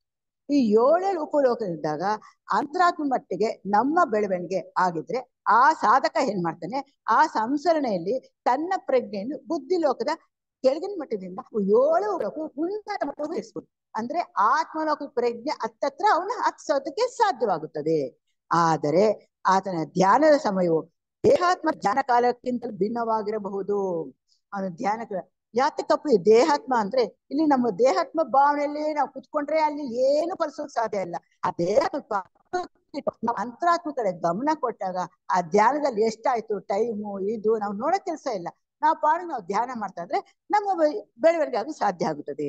ಆದರೆ ಅಂತರಾತ್ಮನು ದೇಹಾತ್ಮದ ಧ್ಯಾನ ಕಾಲದಲ್ಲಿ ಅದರೊಳಗೆ ತನ್ನ ಸ್ಫೂರ್ತಿನ ಸಹ ಕಳಿಸುವುದುಂಟು. ನೋಡಿ, ಯಾವಾಗ ನಾವು ಜೀವಾತ್ಮ ಹೇಳಿ ದೇಹಾತ್ಮ ಕೇಳಿ ಪ್ರಾರಂಭ ಮಾಡುತ್ತೋ ದೇಹಾತ್ಮ ಕೂಡ ನಮ್ಗೆ ಸಹಕರಿಸುತ್ತೆ. ಯಾವಾಗ ಸಹಕರಿಸುತ್ತೋ ಅದು ಕೂಡ ಧ್ಯಾನದ ಕಾಲದಲ್ಲಿ ಆ ಅಣುಗಳೆಲ್ಲ ನಮ್ಗೆ ಪರಿವರ್ತನೆ ಆಗ್ತಾ ಅಲ್ಲ ಸಹಕರಿಸಿ ಮುಂದುವರಿಯೋದಕ್ಕೆ ಅಂತರಾತ್ಮ ಸಹಾಯ ಮಾಡುತ್ತೆ. ಅದನ್ನೇ ಅವ್ರು ಇಲ್ಲಿ ಹೇಳ್ತಾ ಇದ್ದಾರೆ. ಅಂತರಾತ್ಮನು ದೇಹಾತ್ಮದ ಧ್ಯಾನದ ಕಾಲದಲ್ಲಿ ಅದರೊಳಗೆ ತನ್ನ ಸ್ಫೂರ್ತಿಯನ್ನು ಸಹ ಕಳಿಸುವುದುಂಟು. ಈ ರೀತಿ ಅಣುಗಳಿಂದ ಅದು ಪರಿವರ್ತನೆಯಾಗಿ ನಮಗ್ ದಾರಿ ಮಾಡಿಕೊಡುತ್ತದೆ. ಆಧ್ಯಾತ್ಮಿಕ ಶಕ್ತಿ ಬೆಳೆಸಿಕೊಳ್ಳಬೇಕಾದರೆ ಚಿತ್ತ ವೃತ್ತಿಗಳನ್ನು ಸ್ವಾಧೀನಕ್ಕೆ ತೆಗೆದುಕೊಳ್ಳುವುದು ಅತ್ಯವಶ್ಯಕ. ಇದು ಮುಖ್ಯವಾದ. ಆಧ್ಯಾತ್ಮಿಕ ಶಕ್ತಿ ಬೆಳೆಸ್ಕೋಬೇಕು ಅಂತಂದ್ರೆ ಚಿತ್ತ ವೃತ್ತಿಗಳನ್ನ ಸ್ವಾಧೀನಕೊಳ್ಬೇಕು. ಚಿತ್ತ ವೃತ್ತ ಅಂದ್ರೆ ರೂಪ ಮನಸ್ಸು. ಈ ರೂಪ ಮನಸ್ಸನ್ನು ಸ್ವಾಧೀನಕ್ಕೆ ತೆಗೆದುಕೊಳ್ಳೋದು ಬೇಕು. ಅದಕ್ಕೆ ಅವ್ರು ಹೇಳ್ತಾರೆ, ಇಚ್ಛಾಶಕ್ತಿ ದೃಢವಾದರೆ ಎಷ್ಟೋ ಸಿದ್ಧಿಯು ಕರಗತವಾಗುತ್ತದೆ. ಇಚ್ಛಾಶಕ್ತಿಯಿಂದ ಮಾತ್ರನೇ ನಮ್ಗೆ ಸಿದ್ಧಿಗಳು ಬರೋದಕ್ಕೂ ಸಾಧ್ಯ ಇದೆ ಅಂತಾರೆ. ಈ ಸ್ಥೂಲ ದೇಹದಲ್ಲಿ ಜೀವಿಸುವವರೆಗೂ ಮತ್ತು ಅದನ್ನು ಬಿಟ್ಟು ಮೇಲೆ ಲೋಕದಲ್ಲಿರುವಂತಹ ಎಷ್ಟೋ ನೆರವನ್ನು ನೀಡಬಹುದು. ಇಲ್ಲಿ ಇನ್ನೊಂದು ಪಾಯಿಂಟ್ ಕೊಟ್ಟಿದ್ದಾರೆ, ತುಂಬಾ ಉತ್ತಮವಾದ. ಈ ಸ್ಥೂಲ ದೇಹದಲ್ಲಿ ಜೀವಿಸುವವರೆಗೆ ನಾವು ಒಂದು ಸಂಕಲ್ಪ ಕಳಿಸ್ಕೊಟ್ಬಿಡ್ತೀವಿ, ಒಳ್ಳೇದಾಗಿನಪ್ಪ, ಅವ್ರು ಒಳ್ಳೆ ಭಾವನೆ ಬರ್ಲಿ, ಒಳ್ಳೆ ಆಲೋಚನೆ ಬರ್ಲಿ ಈ ತರ ನಾವು ಕಳಿಸ್ತೀವಿ. ಈ ಮೇಲಿನ ಲೋಕ ಅಂದ್ರೆ ಪರಲೋಕಕ್ಕೆ ನಾವು ಯಾವ ರೀತಿ ಸೇವೆ ಮಾಡ್ತಾ ಇದೀವಿ, ಅವ್ರಿಗೆ ಯಾವ ರೀತಿ ಸಹಾಯ ಮಾಡ್ತಾ ಇದೀವಿ, ಇದ್ರ ಬಗ್ಗೆ ಸ್ವಲ್ಪ ನಾವು ಯೋಚನೆ ಮಾಡಿದ್ರೆ ಮೊದ್ಲು ಯಾರು ಪರಲೋಕದಲ್ಲಿ ಇರ್ತಾರೋ ಕಾಮಲೋಕದಲ್ಲಿ ರೂಪ ಮನೋಲೋಕದಲ್ಲಿ ಎಲ್ಲಾದ್ರೂ ಇರ್ಲಿ, ಅವ್ರಿಗೆ ನಾವು ಮೊದ್ಲು ಕಳಿಸ್ಬೇಕು, ಅವ್ರಿಗೆ ಆತ್ಮ ಶಾಂತಿ ದೊರೆಯುತ್ತೆ. ಆತ್ಮ ಶಾಂತಿ ದೊರೆತಂದ್ರೆ ಅವ್ರಿಗೆ ಇನ್ನೊಂದು ವಿಷಯ, ಇಲ್ಲಿ ನಾವು ಎಷ್ಟೇ ಕಷ್ಟಪಟ್ಟು 5% ಮಾತ್ರ ಬೆಳವಣಿಗೆ ಸಾಧ್ಯ, ಅಲ್ಲಿ 25% ಅವ್ರ ಬೆಳವಣಿಗೆ ಸಾಧ್ಯ ಇದೆ. ಅದನ್ನ ಅವ್ರು ತಿಳ್ಕೊಂಡು ಅಲ್ಲಿ ಅವ್ರು ಪ್ರೇಮ ಮಾಡ್ಕೊಂಡೆ ಅವ್ರಿಗೆ ಇಂಟ್ರೆಸ್ಟ್ ಇರುತ್ತೋ ಆ ಇದ್ರ ಬಗ್ಗೆ ಒಂದು ಕುಶಲತೆ ಇರ್ಬೋದು, ಒಂದು ಸಂಗೀತದ ಬಗ್ಗೆ ಇರ್ಬೋದು, ಒಂದು ಡ್ರಾಯಿಂಗ್ ಇರ್ಬೋದು, ಅಥವಾ ಬೋಧನೆ ಇರ್ಬೋದು, ಅಥವಾ ವಿಚಾರಗಳು ಇರ್ಬೋದು, ಪಾಠ ಮಾಡೋದಿರ್ಬೋದು, ಅಥವಾ ಕೇಳೋದಿರ್ಬೋದು, ಇದ್ರ ಬಗ್ಗೆ ಅವ್ರಿಗೆ ಏನಾದ್ರು ಇಂಟ್ರೆಸ್ಟ್ ಇದ್ರೆ ಅಲ್ಲಿರೋ ಮೋಹ ವ್ಯಾಮೋಹ ಕಡಿಮೆ ಮಾಡಿಕೊಂಡು ಅಲ್ಲಿರೋರ್ನೆಲ್ಲ ದೇವತೆಗಳನ್ನ, ದೇವಗಣಗಳನ್ನ, ಥಿಯಾಸಫಿಸ್ಟ್ಗಳನ್ನ ಅಥವಾ ಬೇರೆ ಇನ್ಯಾರನ್ನಾದ್ರೂ ಅವ್ರು ಪ್ರೇಮ್ ಮಾಡ್ಕೊಂಡ್ರೆ ಅವ್ರು ಬಂದು ಖಂಡಿತವಾಗಿ ಸಹಾಯ ಮಾಡ್ತಾರೆ. ಅಲ್ಲೂ ಬೆಳವಣಿಗೆ ಆಗೋದು ಸಾಧ್ಯ ಇದೆ. 50% ಬೆಳವಣಿಗೆ ಆಗೋ ಸಾಧ್ಯ ಇದೆ. ಇದನ್ನ ಅವ್ರು ಹೇಳೋದು. ಮೇಲಿನ ಲೋಕದಲ್ಲಿರುವಂತವರಿಗೂ ಎಷ್ಟೋ ನೆರವನ್ನು ನೀಡಬಹುದು. ಈ ರೀತಿ ನಾವು ನೆರವನ್ನು ಮಾಡಿದಾಗ ಅದರಲ್ಲಿ ದುಃಖಕ್ಕೆ ಸಿಕ್ಕಿಕೊಂಡವರಿಗೆ ರೋಗಿಗಳಿಗೂ ಸಮಾಧಾನ, ಸ್ಥೈರ್ಯವು, ಆರೋಗ್ಯ ಲಭಿಸುವಂತೆ ನೆರವು ನೀಡಬಹುದು. ಇದು ಪರಲೋಕದ ಆಗೋಯ್ತು. ಈಗ ಕೆಳಗಿನ ಮಟ್ಟದಲ್ಲಿ ಮತ್ತೆ ಹೇಳ್ತಾರೆ, ಅವರು ಒಂದು ಸಲ ಉನ್ನತ ಮಟ್ಟಕ್ಕೆ ಹೇಳ್ತಾರೆ, ಇನ್ನೊಂದು ಮಾಡ ಕೆಳಗಿನ ಮಟ್ಟಕ್ಕೆ ಹೇಳ್ತಾರೆ. ಇಲ್ಲಿ ಈ ಸ್ಥೂಲದಲ್ಲಿ ಏನಪ್ಪಾ ಅಂದ್ರೆ ರೋಗಿಗಳು ಮತ್ತೆ ಕಾಯಿಲೆ ಇದ್ದವರು ಮತ್ತೆ ದುಃಖಕ್ಕೆ ಕಷ್ಟದಲ್ಲಿ ಸಿಕ್ಕಾಕೊಂಡು ಅವ್ರಿಗೆ ಯಾವ ರೀತಿ ನಾವು ನೆರವು ನೀಡಬಹುದು ಅಂತ ಅದಕ್ಕೆ ಅವ್ರು ಹೇಳ್ತಾರೆ. ಪ್ರತಿಯೊಬ್ಬ ಸದಸ್ಯನು ತಾನು ಮಾಡುವ ದೈನಂದಿನ ಧ್ಯಾನದ ಜೊತೆಗೆ ತನ್ನಗೆ ಪರಿಚಯ ಇರುವ ಕೆಲವರಿಗೆ ಸಹಾಯಕರವು ಪ್ರಯೋಜನಕರವೂ ಆದಂತ ಒಳ್ಳೆಯ ಸಂಕಲ್ಪಗಳನ್ನು ಕಳಿಸುವ ಅಭ್ಯಾಸವನ್ನು ಇಟ್ಟುಕೊಳ್ಳುವುದು ಒಳ್ಳೆಯದು. ಇದು ಉತ್ತಮ ಅಂತ ಹೇಳಿ ಇದು ನಾವೆಲ್ಲ ಮಾಡ್ತಾ ಇದ್ವಿ, ನಮ್ಮ ಸೊಸೈಟಿಲಿ ಎಲ್ಲರೂ ಮಾಡ್ತಾ ಇದೀವಿ. ಅದ್ರ ಜೊತೆಗೆ ಅವ್ರ ನೋಡಿ, ನಾವು ದೈನಂದಿನ ದೈನಂದಿನ ಧ್ಯಾನ ಮಾಡ್ತಾ ಎಷ್ಟೋ ಜನಕ್ಕೆ ನಾವು ಸಂಕಲ್ಪ ಕಳಿಸ್ತಾ ಹೋಗ್ತೀವಿ. ಅವ್ರು ಕಷ್ಟದಲ್ಲಿರ್ತಾರೆ, ದುಃಖದಲ್ಲಿರ್ತಾರೆ, ಕಾಯಿಲೆಗಳಿರ್ತಾರೆ, ಅದು ಆಗ್ಲಿ ಅಂತ. ಅಷ್ಟೇ ಅಲ್ದಿರ ಅವ್ರ ಇದು ಈ ರೀತಿ ಮಾಡ್ಬೇಕಾದ್ರೆ ಒಬ್ಬೊಬ್ರು ಮಾಡಿದಾಗ ಅಷ್ಟು ಶಕ್ತಿ ಬರಲ್ಲ. ಅದಕ್ಕೆ ಸಾಮೂಹಿಕವಾಗಿ ಮಾಡಿದ್ರೆ ತುಂಬಾ ಒಳ್ಳೇದು ಅಂತಾರೆ. ಆ ಸಾಮೂಹಿಕ ಮಾಡ್ಬೇಕಾದ್ರೆ ಪ್ರತಿಯೊಂದ್ರು ನಮ್ಮ ಸೊಸೈಟಿಲಲ್ಲೇ ಮಾಡ್ಬೇಕು. ಆ ರೀತಿ ನಾವು ಮಾಡ್ತಾ ಇದ್ವಿ, ಪ್ರತಿ ಬುಧವಾರ ನಾವು ಮಾಡ್ತಾ ಇದ್ವಿ. ಅದನ್ನೇ ಹೇಳ್ತೇವೆ ನೋಡಿ, ಸ್ಥೈರ್ಯವೂ ಸಮಾಧಾನವೂ ಲಭಿಸುವಂತೆ ದೃಢವಾದ ರೀತಿಯ ಸಾಮೂಹಿಕ ಧ್ಯಾನವು ರೋಗಗಳನ್ನು ಗುಣಪಡಿಸುವ ಮಷ್ಟಿಗೆ ಮಾಡುವ ಫಲಕಾರಿಯಾಗುವುದು. ಈ ರೀತಿ ಮಾಡೋದ್ರಿಂದ ಆ ಎಷ್ಟೇ ಜನ ಇರಲಿ ಅವ್ರಿಗೆಲ್ಲ ತುಂಬಾ ಒಳ್ಳೆಯದಾಗುತ್ತೆ. ಈ ರೀತಿ ನಾವು ಮಾಡಿ ಕಳಿಸ್ತಾ ಸೊಸೈಟಿಯಿಂದ ಮಾಡಿದಾಗ ಎಷ್ಟೋ ಜನಕ್ಕೆ ಅವ್ರಿಗೆ ಉತ್ತಮವಾದ ಕಾಯಿಲೆಗಳು ಆರೋಗ್ಯ ಆಗಿದೆ ಅಂತ ಹೇಳಿದ್ದಾರೆ. ಮಾಡ್ತಾನೆ ಇದ್ವಿ. ಪೂರ್ಣ ಶ್ರವಣದ ಸಿದ್ಧಿಯನ್ನು ಬೆಳೆಸಿಕೊಳ್ಳಲು ಆತರ ಪಡುವುದು ಉಚಿತವಲ್ಲ. ನೋಡಿ, ನೀವು ಒಂದೊಂದು ಮೆಟ್ಲೆ ಹಚ್ತಾ ಇದಾರೆ ಯೋಗಿಲಿ ಎಟ್ಬಿಟ್ಟರು. ಈಗ ಏನ್ ಹೇಳಿದ್ರು, ಪರಲೋಕಾಯ್ತು, ಇಲ್ಲಿ ರೋಗಿಗಳಿಗಾಯ್ತು, ಉನ್ನತ ಮಟ್ಟದಾಯ್ತು, ಇವೆಲ್ಲ ಆದ್ಮೇಲೆ ಇನ್ನೊಂದೇ ಒಂದು ನಮ್ಗೆ ಬಾಕಿ ಇರೋದು ಯಾವ್ದಪ್ಪ ಅಂದ್ರೆ ದಿವ್ಯ ದೃಷ್ಟಿದ ದೂರ ಶ್ರವಣ ಸಿದ್ಧಿಯನ್ನು. ಅಂದ್ರೆ ಇದೆಲ್ಲ ಆದ ತಕ್ಷಣ ಸಿದ್ಧಿಗಳು ಬೇಕು ಅಂತ ಪ್ರಾರಂಭ ಮಾಡಿ. ಯಾವ ರೀತಿ ಸಿದ್ಧಿ ಅಂದ್ರೆ ಸೂಕ್ಷ್ಮವಾಗಿ ಏನೇನು ಶ್ರವಣಗಳಿದೆಯೋ ಅಂದ್ರೆ ಕೇಳಿಸುತ್ತೋ ಅದನ್ನ ನಾವು ಕೇಳಿಸ್ಕೊಳ್ಳೋಕೆ ಸಾಧ್ಯ ಇದೆ ಅಂತ, ಅಲ್ಲಿಂದ ಏನ್ ಶಬ್ದಗಳು ಬರುತ್ತೋ ಏನ್ ಮಾತು ಬರುತ್ತೋ ಅದು ಕೇಳಿಸ್ಕೊಂಡು ನಾವು ಪ್ರಯತ್ನ ಪಡ್ತೀವ. ಅದಕ್ಕೆ ನೀವು ಆತರ ಕೊಡಬೇಡಿ ಅಂತಾರೆ. ನೋಡಿ, ದಿವ್ಯ ದೃಷ್ಟಿ, ಯಾವ ದೃಷ್ಟಿನೂ ಸೂಕ್ಷ್ಮ ದೃಷ್ಟಿನೂ ನಮ್ಗೆ ಬೇಕಾಗಿಲ್ಲ. ದೂರ ಶ್ರವಣದ ಸಿದ್ಧಿಯನ್ನು ಇವೆರಡು ನಾವು ಬೆಳೆಸ್ಕೊಳಕ್ಕೆ ಆತರನೇ ಪಡಬಾರ್ದು ಅಂತ ಹೇಳ್ತಾರೆ. ಈಗ ನಮ್ಗೆ ಕರಗತವಾಗಿರುವ ಶಕ್ತಿ ವಿಶೇಷಗಳನ್ನು ಎಲ್ಲವನ್ನು ಸದ್ ಉಪಯೋಗ ಮಾಡುವುದನ್ನು ಕಲಿತು ನಿಸ್ವಾರ್ಥ ಸೇವೆ ಸಲ್ಲಿಸುತ್ತಾ ಇದ್ದರೆ ನಮ್ಗೆ ಮೇಲ್ಕಂಡ ಸಿದ್ಧಿಗಳು ಸಹ ಕಾರ್ಯಕ್ರಮದಲ್ಲಿ ಲಭಿಸುತ್ತದೆ. ಯಾವಾಗ ನಮ್ಗೆ ಏನೇನ್ ಕೊಟ್ಟಿದ್ದ ಗುರುಗಳು ಅದನ್ನ ನಾವು ಜೀವನದಲ್ಲಿ ಅಳವಡಿಸ್ಕೊಂಡು ನಿಸ್ವಾರ್ಥ ಸೇವೆಯಿಂದ ನಾವು ಮಾಡ್ತಾ ಇದ್ರೆ ಆ ಸಿದ್ಧಿಗಳು ಕಾರ್ಯಕ್ರಮ ಯಾವಾಗ ಕೊಡ್ಬೇಕೋ ಅದು ಬಂದೇ ಬರುತ್ತೆ. ಅದಕ್ಕೆ ಮಾತ್ರ ಕೊಡೋದು ಬೇಡ. ಇಲ್ಲಿ ಬೇಕಾಗಿರೋದು ಒಂದೇ ಒಂದು ನಿಸ್ವಾರ್ಥ ಸೇವೆ ಒಂದೇ ನಮ್ಗೆ ಬೇಕಾಗಿರೋದು. ಲೋಕ ಕಲ್ಯಾಣ ಸೇವೆ ಅಂದ್ರೆ ನಿಸ್ವಾರ್ಥ ಸೇವೆ ಬೇಕು.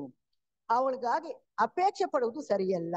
ನಮ್ಮ ಶೀಲ ಸ್ವಭಾವವು ಪರಿಶುದ್ಧಗೊಂಡು ಪರಿಪಕ್ವ ಸ್ಥಿತಿಗೆ ಬರುವುದಕ್ಕೆ ಮುಂಚೆ ಮೇಲ್ಕಂಡ ಸಿದ್ಧಿಗಳು ಪ್ರಾಪ್ತವಾದ ಆ ಮೂಲಕ ಅಪಾಯ ಇರುತ್ತದೆ. ಇದಕ್ಕೋಸ್ಕರನೇ ಗುರುಗಳು ಬ್ರಹ್ಮದೇವರಿಗೆ ಒಂದೇ ಒಂದು ಕಾರಣ, ಯಾವಾಗ ನಮ್ಮ ಶೀಲ ಗುಣಗಳು ಪರಿಪಕ್ವವಾಗ್ಬೇಕು ಮತ್ತೆ ನಿಸ್ವಾರ್ಥ ಸೇವೆ ಮಾಡ್ಬೇಕು. ಇದೆಲ್ಲ ನಮ್ದು ಒಳ್ಳೆ ಗುಣಗಳಿದ್ದಾಗ ಮಾತ್ರ ನಮ್ಮಲ್ಲಿ ಸಿದ್ಧಿಗಳು ಕೊಡ್ಬೇಕು ಅಂದ್ರೆ ಕೊಟ್ಟೆ ಕೊಡ್ತಾರೆ. ಅದ್ರ ಬದಲು ನಾವೇ ಸಿದ್ಧಿಗಳು ಕೇಳ್ಕೊಂಡಾಗ ಆ ಸಿದ್ಧಿಗಳಿಂದ ಏನಾಗುತ್ತೆ, ಅಪಾಯ ಜಾಸ್ತಿ ಅಂತಾರೆ. ಯಾತಕ್ಕೆ ಈ ರೀತಿ ಹೇಳ್ತಾರೆ ಅಂದ್ರೆ ಈ ಸಿದ್ಧಿಗಳಿಂದ ಸ್ವಾರ್ಥ ಜಾಸ್ತಿ ಆಗೋಗಿ ನಮಗ್ ನಾವೇ ಎಫೆಕ್ಟ್ ಆಗೋಗುತ್ತೆ.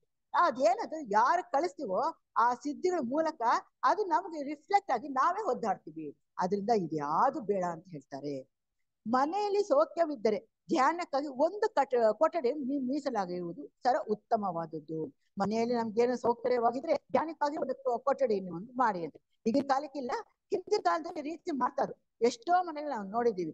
ಧ್ಯಾನ ಕಾಲಕ್ಕೋಸ್ಕರ ಒಂದು ಕೊಠಡಿ, ಕೊಠಡಿಯಲ್ಲಿ ಧ್ಯಾನ ಮಾತ್ರ ಹೋಗಿ ಮುಗಿಸ್ಕೊಂಡು ಬರ್ತಾರೆ. ಯಾರು ಧ್ಯಾನ ಮಾಡ್ಬೇಕು, ಯಾರು ಜಪ ಮಾಡ್ಬೇಕು ಆ ರೂಮ್ಗೆ ಹೋಗ್ತಾರೆ, ಅಲ್ಲಿ ಮಾಡ್ಕೊಂಡು ಬರ್ತಾ ಇರ್ತಾರೆ. ಅಂತಹ ಕೊಠಡಿಯನ್ನು ಸಂಬಂಧಪಟ್ಟವರೆಲ್ಲರೂ ಸಮರಸವಾಗಿ ಹೊಂದಿಕೊಳ್ಳುವ ಸ್ವಭಾವದರಾದರೆ ಸಾಮೂಹಿಕವಾಗಿ ಧ್ಯಾನಕ್ಕೂ ಕೂಡ ವಿನಿಯೋಗ ಮಾಡಬಹುದು. ಅಲ್ಲಿ ಆ ಜಾಗದಲ್ಲಿ ಆ ಕೊಠಡಿಯಲ್ಲಿ ಹಿಂದೆ ನಮ್ಮ ಮನೆಯಲ್ಲಿ ಪೂರ್ತಿ ಜನ ಇದ್ರೆ ಅಂತವ್ರು ಸಹ ಅಲ್ಲಿ ಸೇರ್ಕೊಂಡು ಸಾಮೂಹಿಕವಾಗಿ ಧ್ಯಾನ ಮಾಡೋದು ಒಳ್ಳೇದು. ಈ ರೀತಿ ಧ್ಯಾನ ಸಾಮೂಹಿಕವಾಗಿ ಮಾಡಿದ್ರೆ ಶಕ್ತಿ ಚೆನ್ನಾಗಿ ತುಂಬಿಕೊಂಡು, ಆ ಶಕ್ತಿ ಚೆನ್ನಾಗಿ ತುಂಬಿಕೊಂಡಾಗ ಇಡೀ ಪ್ರಪಂಚಕ್ಕೆ ಒಳ್ಳೇದಾಗುತ್ತದೆ. ಆದರೆ ಚರ್ಚಾತ್ಮಕವಾದ ವಿವಾದಗಳಿಂದ ಕೂಡಿದ ಉದ್ಯಮಕ್ಕೆ ಅಂತಹ ಕೊಠಡಿ ಸಲ್ಲದು. ಇದು ಬೇಕಾಗಿಲ್ಲ. ಅಲ್ಲಿ ನಾವು ಏನೇ ಚರ್ಚೆ ಮಾಡಬಾರ್ದು. ಏನು ಧ್ಯಾನ ಮಾಡ್ಬೇಕು, ಸೈಲೆಂಟ್ ಆಗಿ ಹೋಗ್ಬೇಕು, ಬರ್ಬೇಕು, ಇಷ್ಟು ಮಾತ್ರ ನಮ್ಮಲ್ಲಿ ಇರ್ಬೇಕು. ಮತ್ತು ಚಿಂತಾತ್ಮಕವಾದ ಸನ್ನಿವೇಶಗಳಲ್ಲಿ ಆ ಕೊಠಡಿ ಒಳಗೆ ಪ್ರವೇಶ ಮಾಡಬಹುದೇ ಎಂಬ ಪ್ರಶ್ನೆ ಹೇಳ್ತದೆ. ನಮ್ಗೆ ಚಿಕ್ಕ ಸಂಶಯಗಳು ಜಾಸ್ತಿ.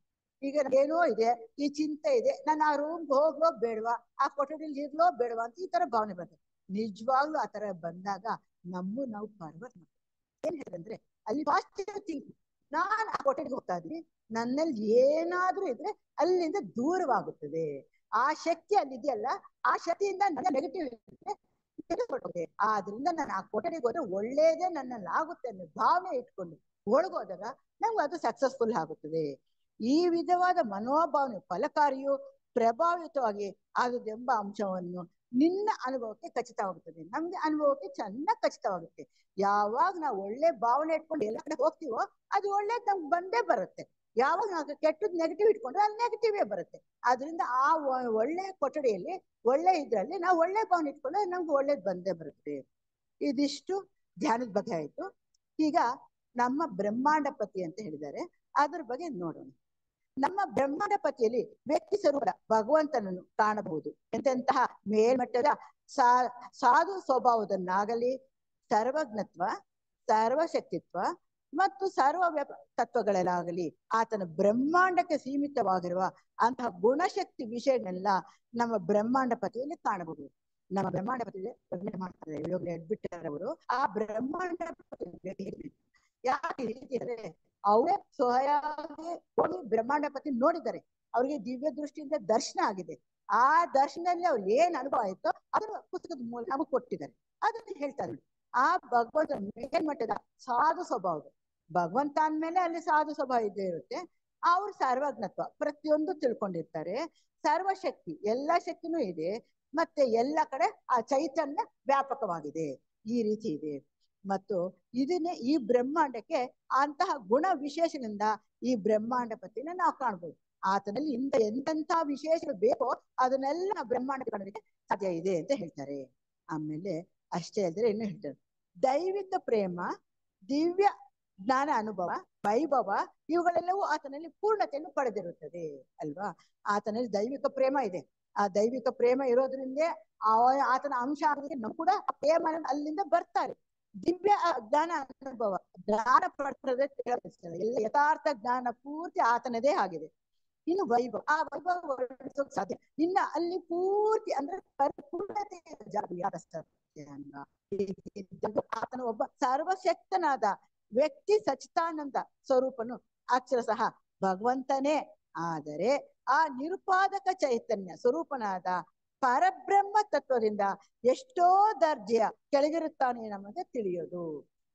ಇಲ್ಲಿ ಒಂದು ಪಾಯಿಂಟ್ ಬಂತು. ಏನಪ್ಪಾ ಅಂತಂದ್ರೆ, ಯಾವಾಗ ನಾವು ಆ ಸರ್ವಶಕ್ತಿ ಸಚ್ಚಿದಾನಂದ ಸ್ವರೂಪ ಭಗವಂತ ಅಂತ ನಾವು ಯಾರು ಆರಾಧನೆ ಮಾಡ್ತಾ ಇದೀವೋ ಆ ನಿರುಪಾದಕ ಚೈತನ್ಯ ನಾವು ಆರಾಧನೆ ಮಾಡ್ತೇವೆ. ಆ ನಿರುಪಾದಕ ಚೈತನ್ಯದಿಂದ ನಾವು ಸಗುಣ ಬ್ರಹ್ಮ ಅಂತ ಯಾವ್ದನ್ನ ಆರಾಧನೆ ಮಾಡ್ತೀವೋ ಆತ ಎಲ್ಲಿದ್ದಾನೆ ಅಂತಂದ್ರೆ ಆ ಪರಬ್ರಹ್ಮ ತತ್ವದಿಂದ ಕೆಳಗಡೆ ಎಷ್ಟು ಕೆಳಗಡೆ ಇದ್ದಾರೆ ಅಂತ ಇದನ್ನ ಅಂದಾಜ್ ಮಾಡಕ್ ಯಾರ ಕೈಲೂ ಆಗ್ಲಿಲ್ಲ ಅಂತ. ಅವ್ರು ನೋಡ್ತಾ ಇದಾರೆ, ಮಾಡ್ತಾ ಇದಾರೆ, ಅವ್ರಿಗೆ ಅಂದಾಜ್ ಮಾಡಕ್ಕೆ ಬರ್ಲಿಲ್ಲ. ಯಾಕೆಂದ್ರೆ ಎಲ್ಲಿದ್ದಾರೆ ಅಂತ ಗೋಚರವಾಗಲ್ಲ. ಹಿಂದೆ ನಾವು ನೋಡ್ತಾ ಇರೋದು ಒಂದ್ ಅಂತಸ್ತಾದ್ರೆ ಇನ್ನೂ ಮೇಲ್ಮಟ್ಟಿಗೆ ಬೇಕಾದಷ್ಟಿದೆ. ಅಲ್ಲಿ ಪರಬ್ರಹ್ಮನೂ ಬೆಳೀತಾ ಇದ್ದೇನೆ, ಬ್ರಹ್ಮಾಂಡ ಪತಿನೂ ಬೆಳೀತಾ ಇದ್ದೇನೆ. ನಾವ್ ಇದೇ ಕೊನೆ ಅಂತ ಹೇಳಕ್ಕಾಗಲ್ಲಲ್ವಾ. ಆದ್ರಿಂದ ಆ ಪರಬ್ರಹ್ಮ ತತ್ವದ ಎದುರಿಗೆ ಈ ಬ್ರಹ್ಮಾಂಡಗಳೆಲ್ಲವೂ ವಿಶ್ವದೊಳಗಿನ ಕಣಗಳಿದ್ದಂತೆ. ಆ ಪರಬ್ರಹ್ಮ ತತ್ವದಲ್ಲಿ ಎಷ್ಟು ಕೋಟ್ಯಾರು ಬ್ರಹ್ಮಾಂಡಗಳಿದೆ. ಈ ಬ್ರಹ್ಮಾಂಡ ಒಂದು ಕಣ, ಒಂದೊಂದು ಬ್ರಹ್ಮಾಂಡ ಕೂಡ ಆತನಿಗೆ ಒಂದು ವಿಶ್ವದ ಕಣ ಅಷ್ಟು ಮಾತ್ರ ಇದೆಯಂತೆ. ನಮಗೆ ನಮ್ಮ ಈ ಸ್ಥೂಲ ಲೋಕ ನೋಡೋಷ್ಟಕ್ಕೆ ಎಷ್ಟು ಆಹ್ಲಾದವಾಗಿದೆ ಅಂತ ನಾವು ಆನಂದ ಪಡ್ತೀವಿ. ಆದ್ರೆ ಆತನಿಗೆ ಇದು ಒಂದು ವಿಶ್ವದ ಕಣ ಮಾತ್ರ ಆಗಿದೆ, ಒಂದು ಕಣ ಆಗಿದೆ. ಸ್ಥೂಲ ಲೋಕದಲ್ಲಿನ ಆತನ ಅಭಿವ್ಯಕ್ತಿಯೇ ಸೂರ್ಯನು. ಮೊದಲನೇದಾಗಿ ಅಭಿವ್ಯಕ್ತಿ ಯಾವ್ದಪ್ಪ ಅಂದ್ರೆ ಸೂರ್ಯ ಬಿಂಬದಿಂದ ಶಾಖ, ಪ್ರಾಣಶಕ್ತಿ, ವಿದ್ಯುತ್ ಶಕ್ತಿ ಮೊದಲಾದೆಲ್ಲ ಹೊರಹೊಮ್ಮುತ್ತವೆ. ಈ ಉಪಮಾನದಿಂದ ಹೇಗೆ ಭಗವಂತನೇ ಎಲ್ಲಕ್ಕೂ ಮೂಲ ಸ್ವರೂಪನನ್ನು ಎಂಬ ಅಂಶವು ಅರ್ಥವತ್ತಾಗಿ ಹೊಳೆಯುತ್ತದೆ. ನಾವು ಯಾವಾಗ ಹೇಳ್ತೀವಿ ಈ ಆ ಬ್ರಹ್ಮಾಂಡ ಪತಿಯ ಮೊದಲೇ ಅಭಿವ್ಯಕ್ತಿ ಸೂರ್ಯ, ಆ ಸೂರ್ಯ ಬಿಂಬದಿಂದ ಶಾಖ, ಪ್ರಾಣಶಕ್ತಿ, ವಿದ್ಯುತ್ ಶಕ್ತಿ ಈ ಮೂರು ಬರ್ತಾ ಇದೆ. ಈ ಮೂರಿನಿಂದ ಇಡೀ ವಿಶ್ವನ ಯಾವ ರೀತಿ ರಚನೆ ಮಾಡ್ಬೇಕು ಅಂತ ಮಾಡ್ತಾ ಇದ್ದಾರೆ. ಇದೆಲ್ಲ ಈ ಸ್ವರೂಪವನ್ನ ಆತನದೇ ಎನ್ನೋದು ಪೂರ್ತಿ ಗ್ಯಾರಂಟಿ ಆಯ್ತು. ಮಾನವನನ್ನ ಹೃದಯವಿದ್ದಂತೆ ಈ ಸೂರ್ಯನು ನಮ್ಮ ಬ್ರಹ್ಮಾಂಡ ಪತಿಯ ಮುಖ್ಯ ಕೇಂದ್ರವಾಗಿರುತ್ತಾನೆ. ಈ ಏನ್ ಹೇಳ್ತಿದ್ರೆ, ಮಾನವನಿಗೆ ಹೃದಯ ಹೇಗೆ ಮುಖ್ಯನೋ ಅದೇ ರೀತಿ ಈ ಬ್ರಹ್ಮಾಂಡ ಪತಿಗೆ ಸೂರ್ಯನೇ ಮುಖ್ಯ ಕೇಂದ್ರ. ಒಬ್ಬೊಬ್ಬ ಮಾನವನಿಗೂ ಹೃದಯನೇ ಮುಖ್ಯ. ಅದೇ ರೀತಿ ಈ ಬ್ರಹ್ಮಾಂಡ ಪತಿಗೆ ಸೂರ್ಯನೇ ಮುಖ್ಯ. ಆದರೆ ಹೊರಗೆ ಕಾಣುವ ಸೂರ್ಯನು ಬ್ರಹ್ಮಾಂಡ ಪತಿಯ ಮುಖ್ಯ ಕೇಂದ್ರದ ಹೊರಗಿನ ಅಭಿವ್ಯಕ್ತತೆ. ನಮಗೆ ಯಾವ ರೀತಿ ಸೂರ್ಯ ಕಾಣಿಸ್ತಾ ಇದನೋ ಈ ಬ್ರಹ್ಮಾಂಡ ಪತಿಯ ಮುಖ್ಯ ಕೇಂದ್ರ ಹೊರಗಿನ ಅಭಿವ್ಯಕ್ತತೆ. ಬರೀ ಹೊರಗಡೆ ಮಾತ್ರ ನೋಡ್ತಾ ಇದೀವಿ, ಇನ್ನೂ ಅಂತರಾಳ ತಿಳಿದು ನೋಡಿಲ್ಲ. ನಾವು ಗಾಯತ್ರಿ ಮಂತ್ರದಲ್ಲಿ ಹೇಳ್ತೀವಲ್ಲ, ಓಂ ಭೂರ್ಭುವ ಸ್ವಃ ಅಂತ, ಅದೇನಾಗುತ್ತೆ, ಸ್ಥೂಲ ದೇಹ, ಕಾಮದೇಹ, ರೂಪ ಮನೋದೇಹ, ಮತ್ತೆ ನಾವೆಲ್ಲ ಬೆಳೆಸ್ಕೊಂಡು ಬುದ್ಧಿಮಟ್ಟಿ ಬೆಳವಣಿಗೆ ಆದ್ಮೇಲೆ ಸೂರ್ಯನ ಒಳಗಿರೋ ಈಶ್ವರನನ್ನು ಸಂಧಿಸುವುದು ಅಂತ ಹೇಳ್ತೀವಿ. ಆತನ ಒಳಗೆ ನಾವು ಹೋಗಕ್ ಸಾಧ್ಯನೇ ಇಲ್ಲ ಅಂತ. ಒಂದ್ ಕಡೆ ಯೋಗಿ ಹೇಳ್ಬಿಟ್ಟಾರೆ, ಅವ್ರು ಬರ್ದಿದ್ದಾರೆ ಏನಪ್ಪಾ ಅಂದ್ರೆ, ಈಗ ಗೌತಮ ಬುದ್ಧ ಅಂತ ಅವ್ರೆ ಈ ಸೂರ್ಯನ ಒಳಗಿರ ಆ ಈಶ್ವರನ ಹೋಗಿ ನೋಡಿದಾರೋ ಇಲ್ವೋ ನನಗೆ ಗೊತ್ತಿಲ್ಲ ಅಂತ ಹೇಳ್ತಾರೆ. ಅಷ್ಟು ಅಗಾಂತರವಾಗಿದೆ ಅದು. ಅದನ್ನು ವರ್ಣಿಸಕ್ಕೂ ಆಗಲ್ಲ, ಹೇಳೋದಕ್ಕೂ ಆಗಲ್ಲ ಅಂತಾರೆ. ಆದ್ರಿಂದ ಇಲ್ಲಿ ಏನ್ ಹೇಳ್ತಾ ಇದಾರೆ, ಆ ಸೂರ್ಯನೊಳಗಿರೋ ಈಶ್ವರನ ಕಾಣೋದಕ್ಕೆ ಯಾರಿಂದಲೂ ಸಾಧ್ಯ ಇಲ್ಲ. ನಾವ್ ನೋಡ್ತಾ ಹೊರಮೈ ಮಾತ್ರ ನೋಡ್ತಾ ಇದ್ವಿ. ಆ ಹೊರಮೈಯು ಮಾತ್ರನೇ ಬ್ರಹ್ಮಾಂಡಪತಿಯ ಮುಖ್ಯ ಕೇಂದ್ರವಾದ ಸೂರ್ಯ ಅಂತ ಹೇಳ್ತಾ ಇದ್ದಾರೆ. ಈ ಬ್ರಹ್ಮಾಂಡವೆಲ್ಲ ಆತನ ಸ್ಥೂಲ ದೇಹದಂತೆ ಇರುತ್ತದೆ. ನೋಡಿ, ಈ ಬ್ರಹ್ಮಾಂಡವೆಲ್ಲ ಆತನ ಸ್ಥೂಲ ದೇಹ. ಆತನಿಗೆ ಈ ಸ್ಥೂಲ ದೇಹ ಯಾವ್ದಪ್ಪ ಈ ಬ್ರಹ್ಮಾಂಡವೆಲ್ಲ. ಅದ್ಯಾಗೋ ಆತನ ಚಟುವಟಿಕೆಗಳು ಈ ಬ್ರಹ್ಮಾಂಡದೊಳಗೆ ನಡೆಯುವುದಕ್ಕಿಂತ ಮಿಗಿಲಾದ ಅದಕ್ಕೆ ಅತೀತ ಸ್ಥಿತಿಯಲ್ಲಿ ನಡೆಯುತ್ತದೆ. ಈ ಬ್ರಹ್ಮಾಂಡದ ಏನೇನ್ ನಡೀತಾ ಇದೋ ಪ್ರತಿಯೊಂದು ಇದಕ್ಕೆ ಅತೀತವಾಗಿ ನಡೀತಾ ಇದೆ. ಅದಕ್ಕೆ ನಾ ಹೇಳುದು ಮೂಲ ಚೈತನ್ಯ ಪ್ರತಿಬಿಂಬ ಈ ಸ್ಥೂಲ ದೇಹ ಅಂತ ಹೇಳ್ತೀವಿ. ಆ ಪ್ರತಿಬಿಂಬನೇ ಹೀಗಿರ್ಬೇಕಾದ್ರೆ ನಮ್ಮಲ್ಲಿ ಇನ್ನು ಸ್ಥೂಲಕ್ಕೆ ಅಥವಾ ಮೂಲಕ್ಕೆ ಹೋದಾಗ ಹೇಗಿರುತ್ತೆ ಅಂತ ವರ್ಣಿಸೋಕ್ ಸಾಧ್ಯನೇ ಇಲ್ಲ. ಅದು ಅನುಭವಿಸಿದಾಗ ಮಾತ್ರನೇ ಅದು ವರ್ಣಾತೀತವಾಗಿರೋದು. ಅದಕ್ಕೆ ಅವರು ಹೇಳ್ತಾರೆ ನೋಡಿ, ನಾನು ಅಂದ್ರೆ ಯೋಗಿ ಲೆಡ್ಬಿಟ್ಟರವರು ಈ ಬ್ರಹ್ಮಾಂಡಪತಿಯು ರೂಪವನ್ನು ಮನಸ್ಸ ಕಲ್ಪಿಸಿಕೊಳ್ಳಲು ಇಷ್ಟಪಡುವುದಿಲ್ಲ. ನಾನು ಆತನೇ, ಆ ಬ್ರಹ್ಮಾಂಡದಲ್ಲಿರುವ ಜೀವರಾಶಿಗಳೆಲ್ಲರೂ ಆತನ ಚೈತನ್ಯ ಸ್ವರೂಪರೇ. ಆತನಿಲ್ಲದೆ ಇರುವುದು ಈ ಬ್ರಹ್ಮಾಂಡದಲ್ಲಿ ಆತನ ಚೈತನ್ಯಮಯ ಆಗಿದ್ದವು. ಇದಕ್ಕೆ ಅತೀತವಾಗಿರುವ ಆತನ ದಿವ್ಯತೆ ಮತ್ತು ವೈಭವಗಳಲ್ಲಿ ಸ್ವಲ್ಪವೂ ನಮಗೆ ತಿಳಿಯೋದು ಹೇಳ್ತಾರೆ ನೋಡಿ. ಆತನ ಯಾವ ರೀತಿ ವರ್ಣನೆ ತೆಗೆದುಕೊಂಡು ಹೋಗ್ತಾ ಇದಾರೆ ಅಂದ್ರೆ ಒಂದೊಂದೇ ಸ್ಟೆಪ್ ಹತ್ತಾ ಇದಾರೆ. ಮೊದ್ಲೇ ಏನ್ ಹೇಳಿದ್ರು, ಈ ಬ್ರಹ್ಮಾಂಡದಲ್ಲಿರೋ ಜೀವರಾಶಿಗಳ ಚೈತನ್ಯ ಸ್ವರೂಪ ಭಗವಂತ. ಆಮೇಲೆ ಇದಕ್ಕೆ ಅತೀತವಾಗಿ ದಿವ್ಯತೆ ವೈಭವಗಳೆಲ್ಲ ಇದೆಯಲ್ಲ, ಅದ್ ಯಾವ ರೀತಿ ಇದೆ ಅಂತ ವರ್ಣಿಸೋಕೆ ನನ್ಗೆ ಸಾಧ್ಯ ಆಗ್ತಾ ಇಲ್ಲ ಅಂತ ಹೇಳ್ತಾರೆ. ಅದಕ್ಕೆ ಆತನ ಪರವಾಗಿ ಶ್ರೇಷ್ಠ ಒಂದು ಮಾತು ಹೇಳ್ತಾರೆ, ಏನಪ್ಪಾ ಅಂದ್ರೆ ನನ್ನ ಒಂದು ಅಂಶದಿಂದ ಈ ಬ್ರಹ್ಮಾಂಡವನ್ನೆಲ್ಲ ವ್ಯಾಪಿಸಿ ನಾನು ಪೂರ್ಣವಾಗಿ ಇದಕ್ಕೆ ಅತೀತನಾಗಿ ಉಳಿದಿರುತ್ತೇನೆ ಎಂಬುದಾಗಿ ಶ್ರೀಕೃಷ್ಣನು ಆ ಬ್ರಹ್ಮಾಂಡಪತಿಯ ಪರವಾಗಿ ಹೇಳುತ್ತಾನೆ. ಯಾವ್ದು ನಾವು ಒಂದು ಅಂಶ ಅಂತ ತಿಳ್ಕೊಂಡಿದ್ದೋ ಈ ಬ್ರಹ್ಮಾಂಡಪತಿ, ಅದು ಪೂರ್ಣವಾಗಿದೆ, ಅದಕ್ಕೆ ಅತೀತವಾಗಿದೆ. ಅದನ್ನು ಹೇಳಕ್ಕಾಗಲ್ಲ, ಅಂತ ಅತೀತವಾಗಿರೋದು. ಆ ಸಂಬಂಧನ ಶ್ರೀಕೃಷ್ಣ ಪರಮಾತ್ಮ ಹೇಳ್ತಾನೆ, ಆತನ ಪರವಾಗಿ ಹೇಳ್ತಾನೆ. ಅಂದ್ರೆ ಆ ಬ್ರಹ್ಮಾಂಡಪತಿ ವರ್ಣಿಸಕ್ಕಾಗಲ್ಲ. ಆ ದಿವ್ಯ ಭವ್ಯತೆ ಅನ್ನೋದು ಹೇಗಿದ್ಯೋ ಅನ್ನೋದನ್ನ ಅದನ್ನು ವರ್ಣನೆ ಕೊಡ್ತಾ ಇದ್ದಾರೆ. ಅದಕ್ಕೆ ಇನ್ನು ಹೇಳ್ತಾರೆ ನೋಡಿ, ಆತನ ದೇಹದ ಆತನೊಳಗೆ ಇರುವ ನಮ್ಮ ಸಂಬಂಧವನ್ನು ಮಾತುಗಳು ವ್ಯಕ್ತಪಡಿಸಲಾರವು. ಆತನ ದೇಹದ ಕಣಗಳಂತೆ ನಾವು ಇರಬಹುದು ಅಷ್ಟೇ. ಆತನ ದೇಹದ ಕಣಗಳಂತೆ ನಾವಿದ್ದೀವಿ ಅಂತ ಹೇಳ್ಬೋದು. ಅಂದ್ರೆ ಆತನ ವಂಶ. ಆದರೆ ನಮ್ಮ ಆಧ್ಯಾತ್ಮಿಕ ಚೈತನ್ಯ ನಮ್ಮ ದೇಹದ ಕಣಗಳ ಮೂಲಕ ಅಭಿವ್ಯಕ್ತವಾಗುವುದು ಅತ್ಯಲ್ಪ. ಇದು ಇನ್ನೂ ಸೂಕ್ಷ್ಮವಾಗಿ ಹೇಳಿದ್ರು. ನಾವ್ ಎಷ್ಟೇ ಬೆಳವಣಿಗೆ ಆದ್ರೂ ಏನೇ ಮಾಡುದು ಆಧ್ಯಾತ್ಮಿಕ ಚೈತನ್ಯದಿಂದ ಈ ದೇಹದ ಕಣದಲ್ಲಿ ಮೂಲಕ ಅಭಿವ್ಯಕ್ತವಾಗುವುದು ಸ್ವಲ್ಪ. ಹೇಳ್ತಾರಲ್ವಾ, ಸಾಸಿವೆ ಕಾಳು ಒಳಗೆ ಸಾಸಿವೆ ಕಾಳಷ್ಟೇ ಇರೋದು, ನಾವೆಷ್ಟು ಅಲ್ಪ ಆಗಿದ್ದೀವಿ, ಎಷ್ಟು ಇದಾಗಿದ್ದೀವಿ ಅಂತ ನಮ್ಮನ್ನ ನಾವೇ ನೋಡ್ಕೋಬೇಕು. ಆದರೆ ಆ ಭಗವನ್ ಚೈತನ್ಯವು ನಮ್ಮ ಮೂಲಕ ಅಭಿವ್ಯಕ್ತವಾಗಿದ್ದು ಆತನ ವರ್ಣಿಸಕ್ಕಾಗಲ್ಲ. ಆ ಚೈತನ್ಯ ಮೂಲಕ ಎಷ್ಟೆಷ್ಟು ಅಭಿವ್ಯಕ್ತ ಆಗಿದೆಯೋ ಅದನ್ನೆಲ್ಲ ನೋಡ್ತಾ ಇದ್ರೆ ಅಷ್ಟು ಊರ್ಧ್ವವಾಗಿದೆ. ಅದರ ಮಹತ್ವ ಉಳ್ಳದು, ತುಂಬಾ ಮಹತ್ವ ಉಳ್ಳದು. ಒಂದೊಂದು ಜೀವರಾಶಿಯಾಗ್ಲಿ, ಒಂದೊಂದು ಶಕ್ತಿಲಾಗ್ಲಿ, ಯಾವ್ದಾದ್ರು ನಾವು ತೆಗೆದುಕೊಂಡಾಗ ಒಂದು ಖನಿಜ ಆಗ್ಲಿ, ಒಂದು ಸಸ್ಯ ಆಗ್ಲಿ, ಒಂದು ಪ್ರಾಣಿಗಳಲ್ಲಿ ಅಥವಾ ಒಂದೊಂದೇ ವಿಕಾಸ ಆಗ್ತಾ ನೋಡ್ತಾ ಇದ್ರೆ ಈಗಂತೂ ಪ್ರತಿಯೊಂದು ವಿಕಾಸ ಮಾರ್ಗದಲ್ಲಿ ತುಂಬಾ ವಿಕಾಸ ಹೊಂದುತ್ತಾ ಇದೆ. ಇಂಥ ವಿಕಾಸ ಮಾರ್ಗದಲ್ಲಿ ಮುಂದುವರ್ತಾರೆ ಅದ್ರ ಮಹತ್ವ ಬಳಸೋದಕ್ಕಾಗಲ್ಲ. ಅದು ನೋಡಿ ಆನಂದ ಪಡೋದು ಒಂದೇ ನಮ್ಗೆ ದಾರಿ ಇರೋದು. ಇದಕ್ಕೆ ಇನ್ನೂ ಸ್ವಲ್ಪ ವಿವರಣೆ ಕೊಡ್ಬೇಕು ಅಂತಂತ ಹೇಳ್ತಾರೆ ನೋಡಿ. ಅದು ವಿಶ್ವಾಂಡ ಅತ್ಯಂತ ಕೆಳಗಿನ ಮಟ್ಟದಲ್ಲಿರುವ ನಮ್ಮ ಆದಿ ತತ್ವದಲ್ಲಿ ಆತನ ಮೊದಲನೇ ತತ್ವ ಅಂದ್ರೆ ಶಿವ ತತ್ವ ಇದೆ. ಅದನ್ನೇ ಆದಿ ತತ್ವ ಅಂತ ಹೇಳ್ತೀವಿ ಅಥವಾ ಆದಿ ಲೋಕ ಅಂತ ಹೇಳ್ತೀವಿ. ಇನ್ನು ಎರಡನೇ ವಿಷ್ಣು ಲೋಕ ಇರೋದು, ಅಲ್ಲಿ ಅದಕ್ಕೆ ಎರಡನೇ ಅಂತಸ್ತನ್ನ ಅನುಪಾದಕ ಲೋಕ ಅಥವಾ ಅನುಪಾದಕ ತತ್ವ ಅಂತ ಹೇಳ್ತೀವಿ.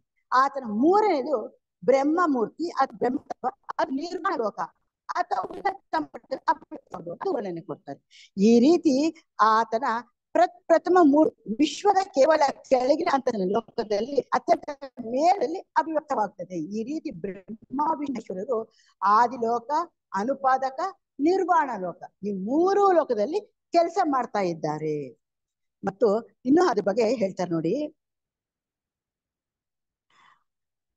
ಆತನ ಎರಡನೇ ಮೂರ್ತಿ ಅದಕ್ಕೆ ಒಂದು ದರ್ಜೆಯ ಕೆಳಗೂ, ಆತನ ಮೂರನೇ ಮೂರ್ತಿ ಆಕಾಶ ತತ್ವದ ಮೇಲ್ಮಟ್ಟದಲ್ಲಿ ಅಭಿವ್ಯಕ್ತವಾಗುತ್ತದೆ. ಇದಕ್ಕೆ ಇನ್ನೂ ವಿವರಣೆ ಕೊಡ್ತಾ ಇದ್ದಾರೆ. ಯಾವ ರೀತಿ ಅಂದ್ರೆ, ಈ ಆಕಾಶ ತತ್ವ ಮೇಲ್ಮಟ್ಟದಲ್ಲಿಯೂ 3ನೇ ದರ್ಜೆ ಅಭಿವ್ಯಕ್ತವಾಗುತ್ತದೆ. ಇಷ್ಟೇ ಅಲ್ದಿರ ಜೀವನ್ ಪ್ರಥಮವಾಗಿ ಈ 3ನೇ ಮೂರ್ತಿಯಲ್ಲಿ ಎರಕವಾಗುತ್ತಾನೆ. ಆ ನಂತರ ಆತನ ಪ್ರಜ್ಞೆ ವಿಕಾಸವಾದಂತೆಲ್ಲ 2ನೇ ಮೂರ್ತಿಗೆ ಎರಕವಾಗುತ್ತಾನೆ. ಆ ನಂತರ ದೀರ್ಘಕಾಲ ಬೆಳವಣಿಗೆ ಆದ್ರೆ ಅದರ ಫಲವಾಗಿ 1ನೇ ಮೂರ್ತಿಯಲ್ಲಿ ಒಂದಾಗ್ತಾನೆ. ಈ ರೀತಿ ಜೀವನ್ಮುಕ್ತ ಮಹಾತ್ಮ ಕೂಡ ಬೆಳವಣಿಗೆ ಆಗ್ಬೇಕಾದ್ರೆ ಯಾವ ರೀತಿ ಒಂದೊಂದೇ ಹಂತಸನ್ನು ಹೇಳ್ತಾ ಇದ್ದಾರೆ. ಮೊದಲನೇದು ಏನ್ ಹೇಳ್ತಾರೆ, ಮೊದಲ ಮಾರ್ಗದಲ್ಲಿ ಅವ್ರು ಬರ್ಬೇಕಾದ್ರೆ 1ನೇ ಮೂರ್ತಿಯಲ್ಲಿ ಬರ್ತಾರೆ ಅಂತಂದ್ರೆ ಅಲ್ಲಿ ಆಯ್ತು ಶಿವತತ್ವಕ್ಕಾಯ್ತು. ಆಮೇಲೆ ಆ ನಂತರ ವಿಷ್ಣು ತತ್ವಕ್ಕೆ ಬಂತು, ಆಮೇಲೆ ಬ್ರಹ್ಮ ತತ್ವ ಅಂತ ಹೇಳ್ತೀವಿ. ಆದ್ರೆ ಇಲ್ಲಿ ಹಾಗೆಲ್ಲ ಹೇಳ್ತಾ ಇರೋದು, ಶಿವತತ್ವದಿಂದ ವಿಷ್ಣು ತತ್ವಕ್ಕೆ ಹೋಗಿ ಆಮೇಲೆ ಬ್ರಹ್ಮ ತತ್ವ ಅಂದ್ರೆ ಕೊನೆ, ಆಮೇಲೆ ವಿಶಾಲವಾದ ನಿರುಪಾದಕ ಚೈತನ್ಯ ಆದಿ ಹೋಗಕ್ಕೆ ಸಾಧ್ಯ ಇದೆ. ಅದಕ್ಕೆ ಹೇಳೋದು ನಿರ್ವಾಣ ಲೋಕ, ಆದಿಲೋಕ, ಅನುಪಾದಕ ಲೋಕ, ಆಮೇಲೆ ಆದಿಲೋಕ ಅಂತ ಹೇಳೋದು ಇದಕ್ಕೋಸ್ಕರನೇ. ನಿಮಗೆ ಈ ವಿಷಯವನ್ನು ಪ್ರಸ್ತಾಪಿಸುತ್ತಿರುವಾಗ ನನಗೆ ಒಂದು ವಿಶೇಷ ಸಂದರ್ಭದಲ್ಲಿ ಈ ಸ್ಥೂಲ ಬ್ರಹ್ಮಾಂಡಕ್ಕೆ ಅತೀತವಾದ ಆತನ ದಿವ್ಯ ರೂಪವ ದರ್ಶನ ಮಾಡುವ ಸುಯೋಗ ಪ್ರಾಪ್ತಿಯಾಯಿತು. ಇದಕ್ಕೆ ಯೋಗಿ ಲೆಡ್ಬಿಟ್ಟರ್ ಹಾಗೆ ಒಂದು ಸುಯೋಗ, ಅವ್ರಿಗೆ ಎಂತ ಅನುಭವ ಆಯ್ತು, ಎಂತ ದಿವ್ಯ ದರ್ಶನ ಆಯ್ತು ಅಂತ ಅದ್ರ ವರ್ಣನೆ ಕೊಡ್ತಾ ಇದ್ದಾರೆ. ಈ ಅನುಭವದಿಂದ ದಿವ್ಯತೆಯನ್ನು ವರ್ಣಿಸಲು ಸಾಧ್ಯವಿಲ್ಲ. ಇಂತಹ ದಿವ್ಯ ದರ್ಶನವು ಸಾಧ್ಯವಾದದ್ದು ಒಂದು ದೊಡ್ಡ ಸಾಹಸ ಕಾರ್ಯದ ಫಲವಾಗಿ ಎಂದರೆ ಅತಿಯುಕ್ತವಲ್ಲ. ಯಾವ್ದಪ್ಪ ಅಂದ್ರೆ, 2 ಶಾಖೆಗೆ ಸಂಬಂಧಪಟ್ಟ ನಾನು ಮತ್ತೊಬ್ಬ ವ್ಯಕ್ತಿಯು ಪ್ರಜ್ಞೆಯನ್ನು ಎರಕ ಮಾಡಿ ಒಂದು ಮೇಲ್ಮಟ್ಟದ ಪ್ರಜ್ಞೆ ಅಂತಸ್ತಿಗೆ ಹತ್ತಿಸಲು ಸಾಧ್ಯವಾಯಿತು. ಇದು ಮೇಲ್ಮಟ್ಟಕ್ಕೆ ಉನ್ನತ ಮಟ್ಟಿಗೆ ಏರಿಸ್ಬೇಕಾದ್ರೆ ಯಾವ್ದಕ್ಕಂದ್ರೆ ಅನುಪಾದಕ್ಕೋ ಅಥವಾ ಇನ್ನೂ ನಿರ್ವಾಣಕ್ಕೋ ಅಥವಾ ಬ್ರಹ್ಮಾಂಡ ಪತಿಗೆ ಹಂತಿಸ್ಬೇಕಂದ್ರೆ ಒಬ್ಬರಿಂದ ಸಾಧ್ಯ ಆಗ್ಲಿಲ್ಲ. ಇಬ್ಬರು ಕೂತ್ಕೊಂಡು ಒಂದೇ ಪ್ರಕಾರದ ಧ್ಯಾನ ಮಾಡ್ತಾ ಆ ಧ್ಯಾನದ ಮೂಲಕ ಅವ್ರ ಪ್ರಜ್ಞೆಯನ್ನ ಮೇಲ್ಕತ್ತಿಸ್ತಾರೆ. ಆಗ ಮೇಲ್ಕತ್ತಿಸಿದಾಗ ಅವ್ರಿಗೆ ಫಲಿತ ಸಿಕ್ತು. ಆ ಫಲಿತಾಂಶ ಸಿಕ್ಕಿದಾಗ ಏನಪ್ಪ ಸಿಕ್ತಂದ್ರೆ, ಒಬ್ಬೊಬ್ಬರೇ ಪ್ರತ್ಯೇಕ ಎಷ್ಟೇ ಪ್ರಯತ್ನ ಪಟ್ಟಿದ್ರು ಆ ಉನ್ನತ ಮಟ್ಟವನ್ನು ಎಟ್ಟಿಸಿಕೊಳ್ಳಲು ಸಾಧ್ಯವಾಗುತ್ತಿರಲಿಲ್ಲ. ಆಗ ನಮ್ಗೆ ಆತನ ಅತೀತವಾದ ದಿವ್ಯ ರೂಪದ ದರ್ಶನವಾಯಿತು. ಯಾವ ರೀತಿ ದರ್ಶನವಾಯಿತು ಅಂದ್ರೆ ಅದನ್ನ ರಾಚಪ್ಪ ಅವರು ತುಂಬಾ ವರ್ಣನೆ ಕೊಟ್ಟಿದ್ದಾರೆ ನೋಡಿ. ಬ್ರಹ್ಮಾಂಡ ಮೂಲಕ ವ್ಯಕ್ತವಾಗಿರುವ ಆತನ ರೂಪವು ನಮ್ಮ ಸ್ಥೂಲ ದೇಹದ ರೂಪವಿದ್ದಂತೆಯೇ ಇದೆ. ಈ ಬ್ರಹ್ಮಾಂಡ ಮೂಲಕ ಅವನಿಗೆ ವ್ಯಕ್ತ ಆದ ರೂಪ ಯಾವ್ದಿದೆಯೋ ಆ ಪರಬ್ರಹ್ಮ ತತ್ವಕ್ಕೆ ಅದು ನಮ್ಮ ಈ ದಿವ್ಯ ರೂಪ ಏನಿದೆಯೋ ಅದೇ ರೀತಿ ಇದೆ. ಈ ಬ್ರಹ್ಮಾಂಡಕ್ಕೆ ಅತೀತವಾಗಿರುವಂತೆ ಆತನ ದಿವ್ಯ ರೂಪವು ನಮ್ಮ ಕಾರಣ ದೇಹದಲ್ಲಿನ ದಿವ್ಯ ರೂಪವಿದ್ದಂತೆಯೇ ಇದೆ. ನಮ್ಮ ಕಾರಣ ದೇಹದಲ್ಲಿ ನಮ್ಮ ರೂಪ ಪೂರ್ತಿ ಕಾಣಿಸುತ್ತೆ. ಇಲ್ಲಿ ಕಾದ್ರೆ ಪ್ರತಿಬಿಂಬ ಅದೆಲ್ಲ ಬೇಕು, ಅಲ್ಲಿ ಕಾರಣದಲ್ಲಿ ಪೂರ್ತಿಯಾಗಿ ಕಾಣಿಸುತ್ತೆ. ಅದೇ ರೀತಿ ಆ ಬ್ರಹ್ಮಾಂಡಕ್ಕೆ ಅತೀತನವಾಗಿ ಆತನ ದಿವ್ಯ ರೂಪವು ನಮ್ಮ ಕಾರಣದಲ್ಲಿ ದಿವ್ಯ ರೂಪ ಹೇಗಿದೆಯೋ ಆ ರೀತಿ ಅಲ್ಲಿ ಪೂರ್ತಿಯಾಗಿ ಗೋಚರವಾಯಿತು. ಇದಕ್ಕೆ ಇನ್ನೂ ಒಂದು ಹೇಳ್ಬೇಕು ಅಂತಂದ್ರೆ, ಅರ್ಜುನನ್ಗೆ ದಿವ್ಯ ರೂಪ ತೋರಿಸೋದಲ್ಲ, ಆ ವಿಶ್ವರೂಪ ದರ್ಶನ, ಆ ವಿಶ್ವರೂಪ ದರ್ಶನ ನೆನೆಸ್ಕೋಬಹುದು. ಆ ರೀತಿ ದರ್ಶನ ಆಯ್ತು ಅಂತ ಹೇಳ್ಕೋಬಹುದು. ಅದಕ್ಕೆ ಇನ್ನೂ ಒಂದು ವಿವರಣೆ ಕೊಡ್ತಾ ಇದ್ರೆ, ಆ ವಿಶ್ವರೂಪ ದರ್ಶನ ನಾವು ನೆನೆಸ್ಕೋಬೇಕಾದ್ರೂ ಕೂಡ ಎಷ್ಟು ಉನ್ನತ ಮಟ್ಟಿಗೆ ಹೇರಿಸ್ಬೇಕಲ್ವಾ. ಆ ಹೇರಿಸ್ಕೋಬೇಕಾದ್ರೆ ಅವ್ರು ಏನ್ ಹೇಳ್ತಾರೆ ನೋಡಪ್ಪ, ಈ ದಿವ್ಯ ರೂಪದಲ್ಲಿ ಈ ಬ್ರಹ್ಮಾಂಡವೆಂಬ ಕಮಲದಂತಹ ಸಿಂಹಾಸನ ರೂಢಿಯಾಗಿ ಕುಳಿತಿರುತ್ತಾನೆ. ಇದು ಮುಖ್ಯವಾಗಿರೋದು. ಈ ಬ್ರಹ್ಮಾಂಡನೇ ಆ ಪರಮಾತ್ಮನಿಗೆ ಕಮಲ, ಒಂದು ತಾವರೆ ಹೂವು. ಈ ಬ್ರಹ್ಮಾಂಡದ ಮೇಲೆ ಆತ ಸಿಂಹಾಸನವಾಗಿ ಕುಳಿತಿದ್ದಾನೆ. ಅಂದ್ರೆ ಆತ ಪದ್ಮಾಸನ ಸ್ಥಿತಿಯಲ್ಲಿ ಕೂತಿದ್ದಾನೆ. ಈ ರೀತಿ ಕೂತಿರ್ಬೇಕಾದ್ರೆ ಅಂತ ಅದನ್ನ ಯಾವ ರೀತಿ ವರ್ಣಿಸಕ್ ಸಾಧ್ಯ ಆಗುತ್ತೆ ಅಂತ ಹೇಳ್ತಾರೆ. ಅದನ್ನ ಅನುಭವಿಸಿದಾಗ ಮಾತ್ರನೇ ಗೊತ್ತಾಯ್ತು ಅಂತ ಹೇಳ್ತಾರೆ. ಈ ಮಾನವತೆಯ ಅತ್ಯಂತ ಉನ್ನತ ಮಟ್ಟದ ಆದರ್ಶ ರೂಪದಂತೆ ಇರುತ್ತಾನೆ. ಈ ಮಾನವ ಲೋಕಕ್ಕೆ ಅತ್ಯಂತ ಉನ್ನತ ಮಟ್ಟದ ಆದರ್ಶ ರೂಪ ಆತ. ಎಲ್ಲದಕ್ಕೂ ಆದರ್ಶನ ಪರಮಾತ್ಮ. ಆದರೆ ಮಾನವತೆಯ ದಿವ್ಯ ಆದರ್ಶ ರೂಪಕ್ಕಿಂತಲೂ ಉಪಮಾನಾತೀತವಾದಷ್ಟು ಉನ್ನತವಾದ ದಿವ್ಯತೆ ಉಳ್ಳದು ಆತನ ರೂಪವು. ಬರೀ ನಾವು ಇಷ್ಟು ಉನ್ನತವಾದಂತ ಹೇಳ್ತೀವಿ, ಇನ್ನೂ ಅದನ್ನ ವರ್ಣಿಸ್ಬೇಕಂದ್ರೆ ಅದಕ್ಕಿಂತ ಮೇಲ್ಮಟ್ಟ ಹೇಳ್ತಾರೆ. ಆ ದಿವ್ಯ ಆತನಿಗೆ ಯಾರು ಹೇಳಬಲ್ಲರು. ಆದರೆ ನಾನು ನೋಡಿ ಅನುಭವಿಸಿ ಈ ದಿವ್ಯಾನಂದ ನಾನು ಮರೆಯಲಾರೆ. ಇದಕ್ಕೆ ಯಾಕಪ್ಪ ಯಾರು ಹೇಳಬಲ್ಲರು ಅಂತ ಹೇಳಿದ್ರೆ ಇದಕ್ಕೊಂದೇ ಒಂದು ಕಾರಣ. ಅಂದ್ರೆ ಅಲ್ಲಿ ಅವರು ಬೆಳಿತಾ ಇರ್ಬೋದು. ಆ ಬೆಳಿತಾ ಇದ್ರೆ ಅವ್ರದ್ದೇನಾದ್ರೂ ಇನ್ನೂ ಬೆಳವಣಿಗೆ ಆದಾಗ ಇನ್ನೂ ದಿವ್ಯ ರೂಪ ಇನ್ನೂ ಚೆನ್ನಾಗಿರ್ಬೋದು, ಇನ್ನೂ ಆನಂದವಾಗಿ ನೋಡ್ಬೋದು, ಆ ತರ ಇರ್ಬೋದು. ಆ ವರ್ಣನೆ ಮಾಡಕ್ಕಾಗಲ್ಲ. ಆದ್ರಿಂದ ಯಾರಿಗೂ ಗೊತ್ತಿಲ್ಲ. ನಮಗೇನ್ ಕಣ್ಣು ಕಾಣಿಸ್ತೋ, ಏನು ದಿವ್ಯ ದರ್ಶನ ಆಯ್ತು ಅದನ್ನ ಮಾತ್ರ ಹೇಳಿದೀವಿ. ಇನ್ನೂ ಅದಕ್ಕೆ ಅತೀತವಾಗಿರ್ಬೋದು ಅಥವಾ ಬದಲಾವಣೆ ಆಗ್ಬೋದು, ಇದು ಯಾರಿಗೂ ನಮಗ್ ಗೊತ್ತಿಲ್ಲ ಅಂತ ಹೇಳ್ತಾರೆ. ನಮ್ಮ ಅನುಭವಕ್ಕೆ ಸಂಬಂಧಪಟ್ಟ ಮತ್ತೊಂದು ಅಂಶವನ್ನು ನಿಮ್ಮ ಮುಂದೆ ಇಡಲು ಇಚ್ಛಿಸುತ್ತೇನೆ. ಆದರೆ ಇದನ್ನು ಪರಿಷ್ಕಾರವಾಗಿ ಎಲ್ಲರಿಗೂ ತಿಳಿಯುವಂತೆ ವರ್ಣಿಸಲು ಸಾಧ್ಯವಿಲ್ಲ.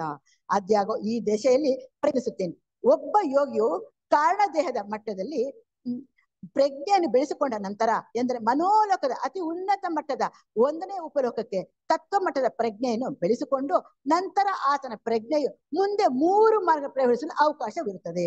ಒಂದು ಸಲ ಕಾರಣದೇಹ ಮಟ್ಟದಲ್ಲಿ ನಾವು ಪ್ರಜ್ಞೆ ಬೆಳೆಸ್ಕೊಂಡ ನಂತರ ಮನೋಲೋಕದ ಉನ್ನತವಾದ 1ನೇ ಉಪಲೋಕದಿಂದ ಪ್ರಜ್ಞೆ ಬೆಳೆಸ್ಕೊಂಡ ನಂತರ ಅದನ್ನ 3 ವಿಧಾನವಾಗಿ ಅದನ್ನ ಅವಕಾಶ ಇದೆ ಅಂತ 3 ಮಾರ್ಗದಲ್ಲಿ ಅದನ್ನ ಮಾಡ್ಬೋದು. ಯಾವ್ದಪ್ಪ ಅಂದ್ರೆ ಮೊದಲನೇದಾಗಿ ಬುದ್ಧಿ ತತ್ವದಿಂದ 7ನೇ ಉಪತತ್ವಕ್ಕೆ ಹೇರಿಸುವುದು. ಬುದ್ಧಿ ತತ್ವದಿಂದ 7ನೇ ಉಪತತ್ವ ಮೇಲಕ್ಕಾಯ್ತು.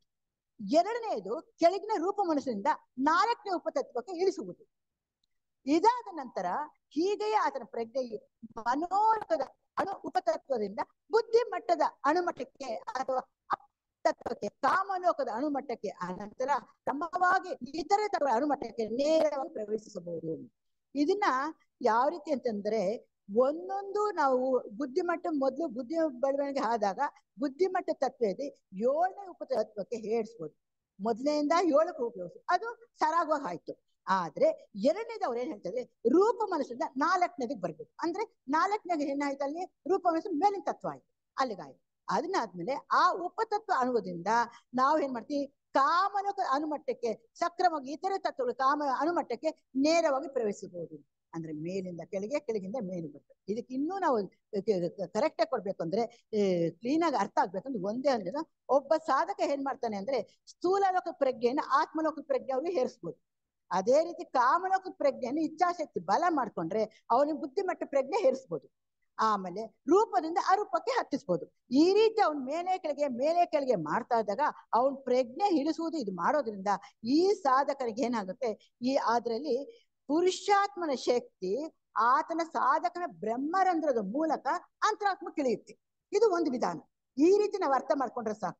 ಯಾವಾಗ ಮೇಲಕ್ಕೆ ಕೆಳಗೆ ಹಿಡಿಸುವ ಹತ್ತು ಇದೆಲ್ಲ ಮಾಡ್ತಾ ಇದ್ದಾಗ ಪುರುಷಾತ್ಮನ ಶಕ್ತಿ ಅಥವಾ ವಿಶ್ವಾತ್ಮನ ಶಕ್ತಿ ಬ್ರಹ್ಮರಂಧ್ರದ ಮೂಲಕ ಅಂತರಾತ್ಮ ಇಳಿಯುತ್ತೆ. ಅದಕ್ಕೆ ನಾವು ಪ್ರಯತ್ನ ಪಡ್ಬೇಕು, ಬಿಟ್ಟು ಇನ್ ಬೇರೆದ್ ಯಾವುದು ಬೇಕಾಗಿಲ್ಲ. ಯಾಕೆ ಅಂದ್ರೆ ಇವು ಉಪತತ್ವಗಳು ಯಾವ ರೀತಿ ಹತ್ತುತ್ತೆ, ಯಾವ ರೀತಿ ಹಿಡಿಯುತ್ತೆ ನಮಗೆ ಧ್ಯಾನದಲ್ಲಿ ಗೋಚರ ಆಗೋದು ತುಂಬಾ ಕಷ್ಟ.